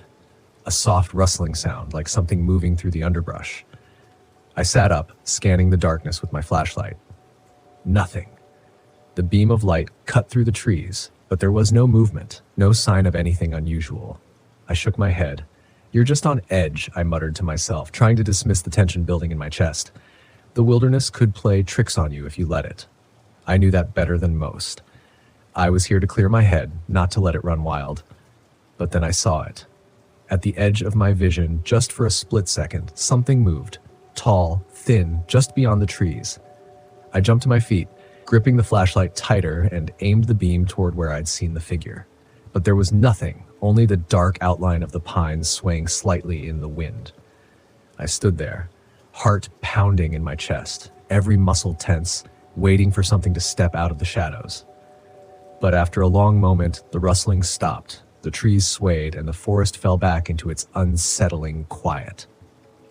I forced myself to sit back down, staring into the fire, trying to shake off the feeling that someone or something was watching me. The next morning, I woke early, determined to shake off the nerves from the night before. I grabbed my gear and decided to hike deeper into the woods. Maybe if I put some distance between myself and the campsite, I could clear my head. The trail was faint, barely more than a thin path, winding through the trees. As I walked, I found more of the carvings on the trees, each one stranger than the last. They were everywhere, slender, elongated figures with no faces, all staring outward, all watching. The forest felt darker here, the canopy thick enough that the sunlight barely broke through. About an hour in, I reached a ridge overlooking the valley. The view was stunning, endless trees stretching out below, the mountains rising in the distance. I was about to pull out my camera when I heard footsteps behind me. "Morning," a voice said.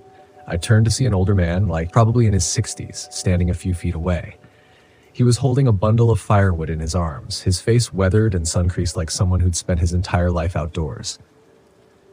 Didn't expect to see anyone out here, I said, giving him a nod. Not many people come this deep into the forest, the man replied, his voice low and rough. He looked me up and down, then glanced toward the valley. You camping nearby? Yeah, just over by the lake, trying to get some quiet. He gave me a long look, his expression unreadable. You should be careful. This part of the Adirondack, it's different. Different how? I asked, raising an eyebrow. He glanced around, his eyes flicking nervously toward the trees. There's something in these woods. People call it the Watcher. It stays deep in the forest, watching from the shadows. You see it once and you'll start seeing it everywhere. I laughed, shaking my head. Local ghost stories. The man didn't smile. It's not a story. It's real. People who see the Watcher, they don't come back the same. He took a step closer. I'm telling you this because you look like you've seen things. You know when something's not right, and something's not right here. I met his gaze, feeling that familiar knot of unease tightening in my gut. What do you mean? You'll know when it's close. You'll hear it first, and then you'll feel it. He turned, starting back down the trail. Just don't stay too long. I watched him go, his words echoing in my mind. Part of me wanted to laugh it off as superstition, but the way he'd looked at me, like he'd seen the same thing I had last night, made it hard to dismiss. That evening, back at camp, the unease was worse. The forest felt like it was closing in, the trees towering higher than I remembered, the shadows deeper, darker. The wind had picked up, making the fire flicker and sputter, but it didn't drown out the sounds. The rustling came back, louder this time, and with it, something else. Footsteps, slow, deliberate, circling the campsite. I grabbed my flashlight, shining it into the darkness, but the beam barely seemed to penetrate the trees. The footsteps stopped as soon as the light hit them, but when I moved the beam, they started again. I stood, turning in a slow circle, the flashlight in one hand and my knife in the other. My pulse was pounding, adrenaline kicking in. Every instinct I had screamed that something was wrong, that I wasn't alone out here. But no matter how hard I looked, I couldn't see anything. And then, just beyond the firelight, I saw it. A figure, tall and impossibly thin, standing between the trees. Its body was almost skeletal, its limbs too long, its head bent slightly as if it were watching me from above. Its eyes, or where its eyes should have been, were hollow, dark pits that stared right at me. My blood ran cold. I took a step back, my breath catching in my throat. The figure didn't move. It just stood there, watching, its presence pressing down on me like a weight. "Who are you?" I called out, my voice shaking despite myself. The figure didn't respond. It stayed still, silent, its form almost blending into the shadows. I raised my knife, backing toward the RV. The figure remained at the edge of the light, watching, waiting. I reached the door, yanked it open, and stumbled inside, slamming it shut behind me. For hours, I sat by the window, knife in hand, waiting for the figure to move. But it never did. It just stood there, barely visible in the darkness, its hollow eyes fixed on the RV. At dawn, the figure was gone, but the carvings had multiplied, dozens of them surrounding the campsite. The same tall, thin figures etched into the trees like a silent army. I didn't waste time. I packed up everything, threw it into the RV, and started the engine. As I drove away, the carvings seemed to watch me, following me down the narrow trail, their hollow eyes staring. I didn't stop until I was miles away from the Ader, the forest shrinking in the rearview mirror. But even as the trees thinned and the road stretched out in front of me, I couldn't shake the feeling that the Watcher was still out there, somewhere in those woods. It was still watching, and maybe it always would be. In 2008, I'd been working as a park ranger in Wrangell St. Elias National Park, Alaska, for about 8 years. It wasn't a glamorous job, but I liked it because no one bothered me out here. No traffic jams, no emails flooding my inbox, and no office small talk about the weather. I was in charge of patrolling some of the most remote parts of the park, places so isolated that if you found yourself lost, you'd wish you had at least brought along someone who could dig a decent grave. My name's Jason Shaw. I was raised in Tennessee. Nowhere fancy, just a regular town where people got up early, worked all day, and went home to eat microwave dinners. I never really had much of a family. My mom died when I was a kid, and my dad was one of those men who thought hugs and words of encouragement were soft people. So I grew up tough, but not by choice. Maybe that's why I ended up out here, because being surrounded by trees and mountains felt less complicated than being around other people. Plus, Alaska's wildlife was the only company that didn't make me want to punch something. That day, I was heading out to check an old ranger cabin deep in the forest. It was part of my routine, a hike that took me nearly 3 hours each way. These cabins weren't used much anymore, but we kept them stocked and ready just in case some hikers got lost or a blizzard hit unexpectedly. I'd heard some local chatter about strange sightings out this way, but honestly, Alaska is filled with weird stuff. People come up here, get lost in their own heads, and start thinking the moose are watching them or that the northern lights are spelling out secret messages. You get used to it. I wasn't expecting any real trouble, just a long hike and maybe some scattered snowfall by dusk. The forest was dense, the kind of place where even your own footsteps sound foreign after a while. There was this cold silence out there that made you feel like the trees were holding their breath. It's a feeling that gnaws at you, like you're not alone, even though you are. By the time I reached the cabin, I was regretting not bringing a flask. The place looked about as welcoming as an abandoned crypt half buried in snow, with its wooden door hanging crooked like someone had been in a hurry to get out. The windows were frosted over, but I could see the faint shapes of the furniture inside, untouched and still. The air around it felt heavier, like the trees themselves were leaning in, curious. As I stepped inside, I noticed the firewood pile had been knocked over, and the faint smell of something I couldn't place lingered in the air, like damp fur or something else. Something metallic, maybe.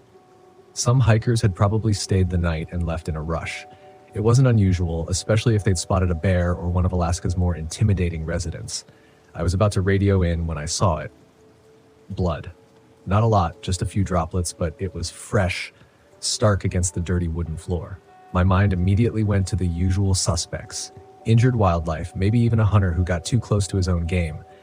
But something didn't sit right with me about the scene. It wasn't the amount of blood. It was the placement. The way the drops seemed to form a trail leading deeper into the woods. Great, I thought. Another lost hiker. Probably spooked by a wolf or a wolverine. I grabbed my flashlight and started following the blood trail. Every instinct in me telling me this was a bad idea. But hey, I wasn't going to leave someone out there to freeze or bleed out. Alaskan winters don't care how tough you think you are. They'll take you out without a second thought. The trail led deeper into the woods, winding between thick pines and jagged rocks. That's when I began to notice the tracks. They were odd, partially human, but distorted. It looked like whoever had made them had been dragging something, or limping. No, more like staggering, and there were claw marks too, long and uneven, like something with large talons had swiped at the ground. My stomach dropped as I crouched down to get a closer look. I'm no stranger to strange prints, but these were something else. The size was wrong, too big for a wolf and too narrow for a bear. I stood up, my breath hanging in the cold air, and suddenly I felt it. That deep, gut-wrenching realization that whatever made these tracks wasn't something I could explain with the usual suspects. I kept moving, slowly now, my senses on high alert. The woods around me felt wrong. The air was still, no sound of birds, no crunch of snow underfoot from wildlife, just silence. I'd heard people talk about how quiet things get when predators are around, but this felt different, like the forest itself was waiting. Then I saw it. Or rather, I saw them. 3 bodies, half buried in snow, just past a small clearing. They were fresh, too fresh. I could tell by the way the blood was still soaking into the snow. All 3 were missing limbs, their faces contorted in terror, eyes wide open like they'd seen something worse than death itself. One of them looked like a hunter. He had on the kind of gear you'd expect from someone experienced out here. But experience didn't help him. My heart was pounding now. Not out of fear, out of sheer adrenaline. I took a step forward, and that's when I heard it. The sound of something heavy, something large, moving through the trees behind me. I didn't turn around immediately, mostly because I figured I'd regret it if I did. When I finally did look, I wished I hadn't. It stood maybe 20 yards away, partially hidden by the trees. Tall, easily over 8 feet, with hunched shoulders and thick, matted fur. Its limbs were long. Too long. Like a grizzly bear that had spent too much time in a blender. But the head was the worst part. Elongated. Almost canine. But twisted, like nature had tried to make a wolf and then gave up halfway through. Its mouth hung open, drooling, exposing a row of jagged teeth that looked more like broken glass than anything natural. And then it moved. Not quickly, but with purpose. Lumbering through the snow like it didn't care that I was standing there, armed with nothing more than a radio and a flashlight. I wasn't a hero, I didn't try to take it on. Instead, I backed up slowly, keeping my eyes on it as it stalked toward me. My mind raced with every bad decision I'd ever made, and for a split second I wondered if this was just a bad hallucination. Maybe I'd wandered into some leftover military testing zone and was about to become a statistic. But the smell. God, that smell. It hit me like a punch to the face.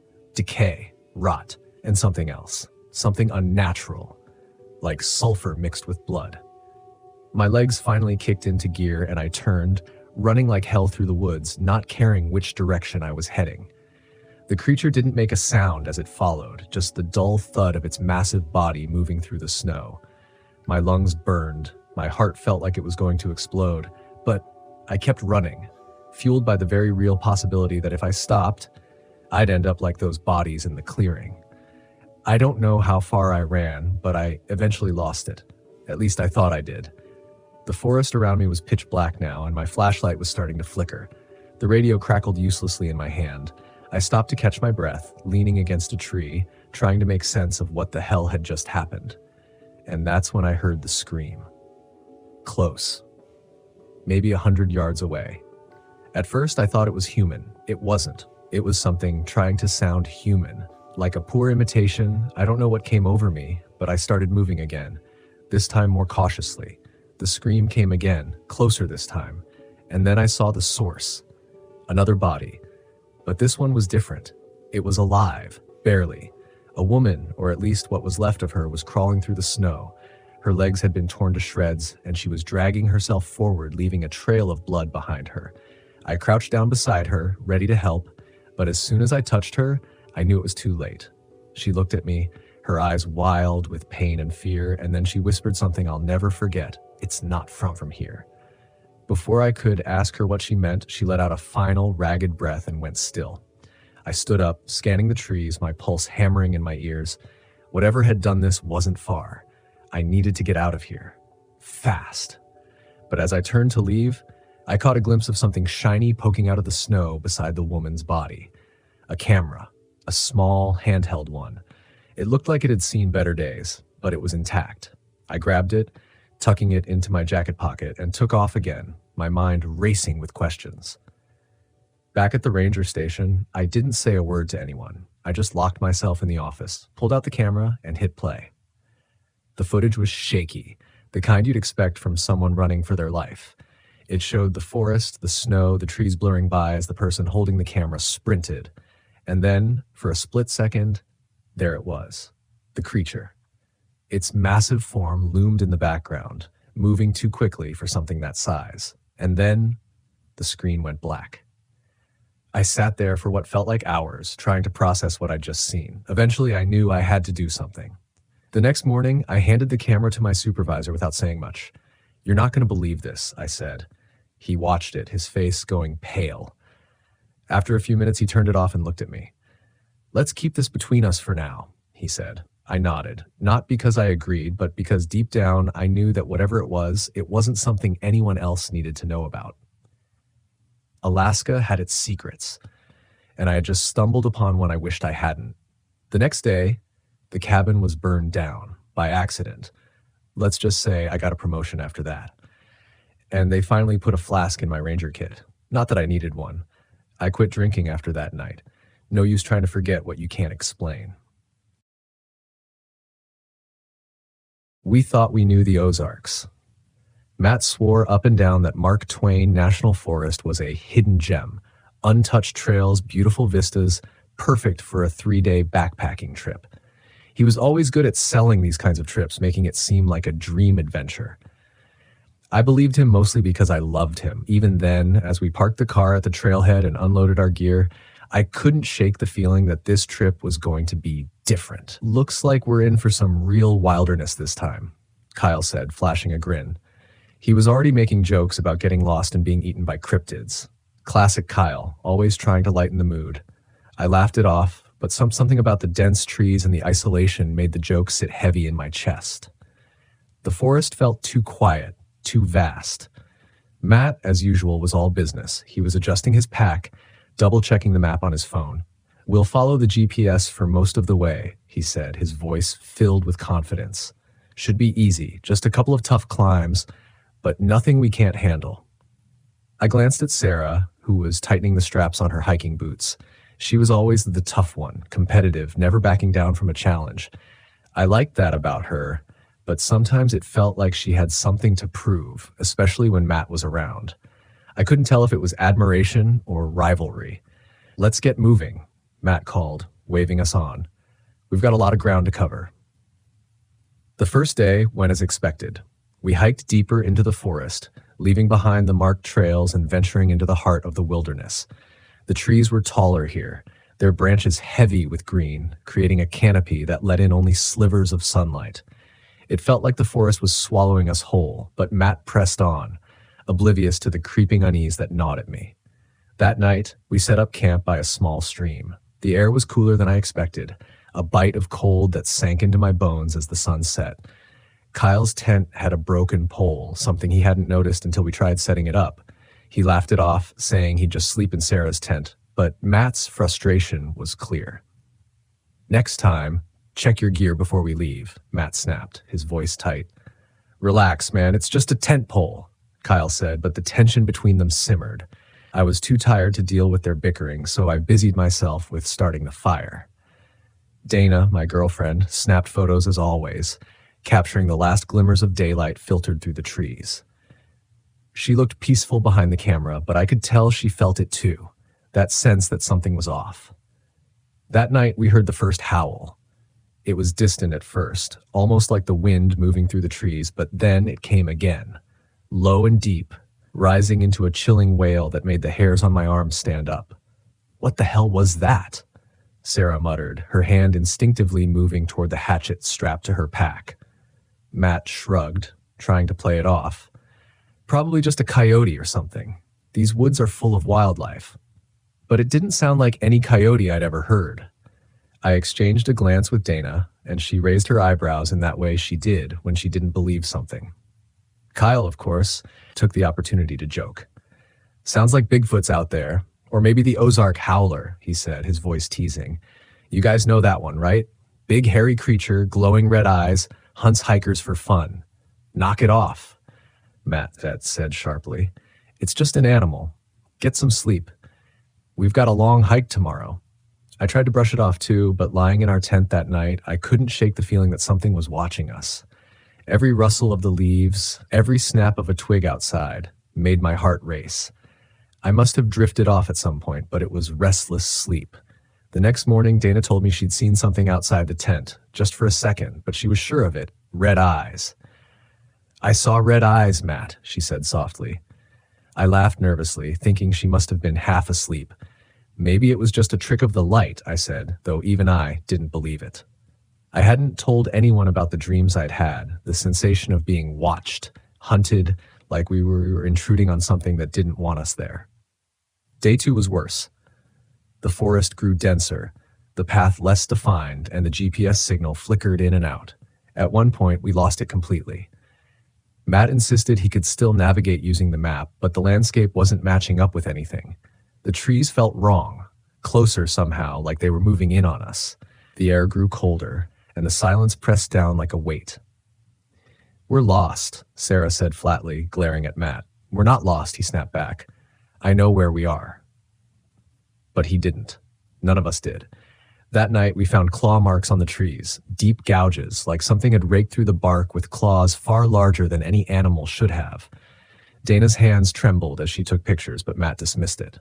Could be a bear, he said, though the unease in his voice was obvious. That's not a bear, Kyle muttered, his earlier joking tone gone. He stared at the claw marks, his face pale. This is messed up, man. Maybe we should turn back. We're not turning back, Matt said, his voice rising. We've come this far. We stick to the plan. The argument that followed was inevitable. Sarah sided with Kyle, saying we were unprepared and it wasn't worth the risk. Dana stayed quiet, but I could see the fear in her eyes. Matt, stubborn as ever, refused to admit we were in over our heads.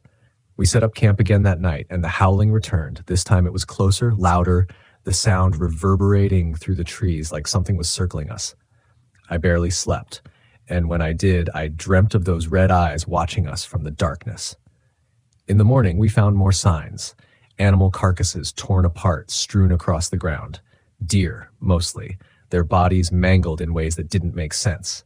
No predator would kill like that, not for food. It was like something had ripped them apart for fun. Kyle was the first to voice what we were all thinking. It's the howler, man, I'm telling you. This place is messed up. Matt, as always, refused to believe it. It's just a predator. Wolves, maybe. There are no wolves in the Ozarks, Sarah said, her voice shaking. Not anymore. We kept moving, but the howls followed us, louder, closer.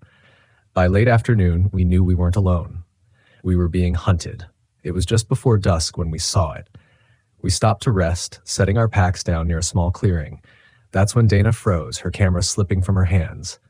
Matt, she whispered, behind you. I turned just in time to see it step out of the trees, hulking, shadowy, with glowing red eyes that burned through the dim light. Its body was massive, covered in thick dark fur, but its shape was wrong, twisted, like something caught between animal and something more. The howl that followed was like nothing I'd ever heard, a deep, guttural sound that shook me to my core. It didn't charge. It didn't attack. It just stood there, watching, as if daring us to move. We didn't. What the hell is that? Kyle's voice was barely a whisper, his face drained of color. It's not real, Matt muttered, but his voice lacked conviction. Dana grabbed my arm, her fingers digging into my skin. We have to go, she said, her voice trembling now. The creature tilted its head, almost curious, its red eyes glowing brighter. Then, with one last bone-chilling howl, it slipped back into the trees. We didn't wait to see if it would return. We packed up in record time and started moving fast. Too fast. The light was fading, and we were stumbling over roots and rocks, our breath coming in short, panicked gasps. That night, we didn't set up camp. We just kept walking, desperate to put distance between us and whatever that thing was. The howls continued, closer, always closer. When dawn finally broke, we stumbled upon an old ranger's cabin. Its roof caved in, the windows shattered. It wasn't much, but it was shelter. We collapsed inside, too exhausted to keep going. For the first time in hours, the howling stopped. Matt stared at the floor, his face pale, his hands shaking. It's not real, he whispered over and over again, like a broken record. But we knew better. We had heard it, seen it, the Ozark Howler was real, and it had let us live, for now. As we sat in that ruined cabin, the forest watching, waiting, I realized we hadn't escaped. Not really. The Howler was still out there, somewhere in the shadows, and it was only a matter of time before it came back. My name is Hadrian Allen, and back in 2020, I had an unforgettable experience in the remote reaches of Denali National Park, Alaska. As an ecologist with a penchant for adventure, I thought spending a summer studying alpine flora would be both fulfilling and, dare I say, a walk in the park. Literally. I had always been fascinated by the rugged beauty of Alaska. The towering peaks, the sweeping glaciers, and the untouched wilderness called to me like a siren song. When the opportunity arose to join a small research team studying plant life above the tree line, I jumped at the chance, faster than a cheetah on energy drinks. Our team consisted of 4 members: Dr. Elena Vasquez, a seasoned botanist with a sharp wit; Alex Kim, a graduate student who could find humor in the driest of lands; Sarah Oley, a wildlife photographer whose lens captured more than just images; and me, the guy who thought bear spray was an acceptable substitute for cologne. We set up our base camp miles away from any semblance of civilization. The idea was to immerse ourselves completely, to live and breathe the environment we were studying, or, as Alex put it, to become one with the moss. The first few days were idyllic. We cataloged rare plants, marveled at the expanse of landscapes, and even had a friendly competition to see who could make the best dehydrated meal. Spoiler alert, they all tasted like cardboard, but at least mine had a hint of oregano. One evening, as we sat around the campfire swapping stories, Sarah mentioned she'd spotted unusual tracks earlier that day. They were huge, like if a grizzly decided to moonlight as Bigfoot, she joked. We all chuckled, but Dr. Vasquez seemed intrigued. Maybe it's a new species, she mused. Alex raised an eyebrow. Yeah, and maybe the squirrels are plotting to steal our trail mix. The next morning, curiosity got the better of us. We decided to follow the tracks, partly out of scientific interest and partly because, well, who doesn't love a good mystery? The footprints led us deeper into the wilderness, an area not marked on any of our maps. The further we went, the more the forest seemed to close in around us. The trees stood taller, their branches intertwining like the fingers of giants. It was as if we had stepped into another world, one where we were decidedly unwelcome. Anyone else getting the feeling we're being watched? I quipped, trying to lighten the mood. Sarah nodded, her camera clicking away. If we are, I hope it's my good side. We stumbled upon a clearing where the tracks abruptly ended. In the center stood the massive carcass of a moose, or at least what was left of it. The body was torn apart, limbs scattered, and the ground soaked with blood. It was a gruesome sight, enough to make a butcher turn vegan. Dr. Vasquez approached cautiously, her professional demeanor masking any revulsion. These injuries aren't consistent with any known predator in the area, she observed. Unless the wolves have started using chainsaws, Alex muttered under his breath.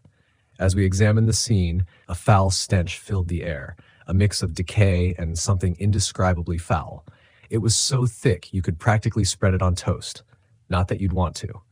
Suddenly, a rustling noise echoed from the tree line. We all froze. Probably just the wind, I offered, though the quiver in my voice betrayed me. The rustling grew louder, more deliberate. Whatever was making that sound was big, and it was getting closer. Maybe we should head back, Sarah suggested, her eyes darting around nervously. Dr. Vasquez nodded. Agreed. We've seen enough for today. We retraced our steps, but the forest seemed different now. Darker, more oppressive. The path we had taken had somehow vanished, and the GPS was nothing more than a glorified paperweight without signal. Fantastic, Alex grumbled. Lost in the Alaskan wilderness with a mystery creature. Just what I signed up for. As we pressed on, the feeling of being watched intensified. As every snap of a twig, every rustle of leaves had us on edge. I tried to crack a joke, something about us starring in our own reality show, Survivor Denali Edition, but it fell flat. Out of nowhere, a deafening howl shattered the silence. It wasn't like anything we'd ever heard, a deep, primal sound that reverberated through the trees. What in the world was that? Sarah exclaimed, gripping her camera like a lifeline. Before anyone could answer, a massive figure burst through the underbrush. It moved on all fours, but its gait was all wrong, too fluid, too calculated. Covered in coarse fur, it was like a wolf stretched to unnatural proportions, muscles rippling under its matted coat. Run, Dr. Vasquez shouted, snapping us out of our stupor. We bolted, adrenaline fueling our sprint through the dense forest. Behind us, the creature gave chase, its heavy footfalls echoing like a drumbeat. Alex was the first to falter. He tripped over an exposed root and went down hard. I skidded to a halt, torn between survival instinct and the need to help my friend. Without thinking, I doubled back, grabbing his arm. Come on, buddy. This isn't the time for a nap. We stumbled forward, but it was too late. The creature was upon us. It swiped at Alex with a clawed hand. No, more like a paw with elongated fingers tipped with razor-sharp claws. The impact sent him crashing into a tree trunk, his body slumping to the ground. Alex, I screamed, but there was no response. Blood pooled beneath him, a stark contrast against the mossy earth. Dr. Vasquez pulled me back. We have to keep moving, she urged, her eyes wide with fear, yet steely with determination. Sarah was ahead of us, frantically searching for any recognizable landmark. We broke through the tree line into another clearing, this one with a sheer drop on the other side, a cliff overlooking a rocky ravine. Dead end, Sarah whispered, panic creeping into her voice. The creature emerged from the forest, blocking our only escape route. It stood upright now, towering over us. Its face was a grotesque blend of human and animal features, with a snout like a wolf and eyes that gleamed with a predatory intelligence. "Any brilliant ideas?" I asked, my attempt at humor falling flat. Dr. Vasquez glanced at the flare gun attached to her belt. "It's not much, but it's something." She aimed and fired. The flare hit the creature square in the chest, igniting its fur. It let out a screech, a high-pitched wail that sent shivers down my spine. Taking advantage of its momentary distraction, we skirted around it, making a break for the forest. We didn't stop until we reached our camp, collapsing near the tents. "We have to call for help," Dr. Vasquez said between gasps, reaching for the satellite phone. Her hands were shaking. "No signal," she muttered, slamming it down. "Figures," I sighed. "We finally need technology, and it's as useful as a chocolate teapot." A deep snarl emanated from the shadows beyond our campfire's glow. "It's here," Sarah whispered, eyes wide. The creature lunged from the darkness. Targeting Dr. Vasquez before we could react, it slashed at her, and she fell lifeless to the ground, blood spattering across the tent canvas, a horrifying painting of our grim reality. Acting on pure instinct, I grabbed the nearest object, a cast iron skillet from our cooking gear. "Time to fry this overgrown mutt," I muttered. Sarah and I positioned ourselves on opposite sides, trying to confuse it. "Hey, ugly! Over here!" I shouted, waving my makeshift weapon. The creature turned its gaze toward me, snarling. Sarah took the opportunity to grab a flare from Dr. Vasquez's fallen gear. She ignited it, the bright light causing the creature to recoil. "Now! Now!" she yelled. Seizing the moment, I swung the skillet with all my might, connecting with the creature's jaw. It stumbled backward, more surprised than hurt. "Guess you're not a fan of home cooking," I quipped. But our victory was short-lived. The creature regained its footing, its eyes now filled with rage. It charged at me, and I braced for impact. Suddenly, a loud crack echoed through the air. The creature stopped mid-stride, a tranquilizer dart protruding from its neck. From the trees emerged a group of people dressed in tactical gear. "Stand down," one of them shouted. The creature swayed before collapsing to the ground. "Who are you?" I demanded, both relieved and baffled. The apparent leader approached. "Federal Wildlife Control," he stated curtly. "You're lucky we got here when we did." "Lucky's one word for it," Sarah muttered. They secured the creature with heavy chains, hauling it onto a reinforced vehicle. "What is that thing?" I asked. The man glared at me. "Classified," he replied, "but let's just say it's a genetic anomaly we've been tracking." "Classified? 2 of our team members are dead," I shouted, anger boiling over. He paused. I'm sorry for your loss, but this area was supposed to be off limits. Didn't you receive the notices?" We exchanged glances. "No, we were given full clearance for our research. Dr. Vasquez handled all the permits." Something wasn't adding up. They escorted us back to civilization, but warned us to keep silent about the incident. "For your safety and others," their leader emphasized. Back home, I couldn't let it go. I started digging, using every connection and resource available.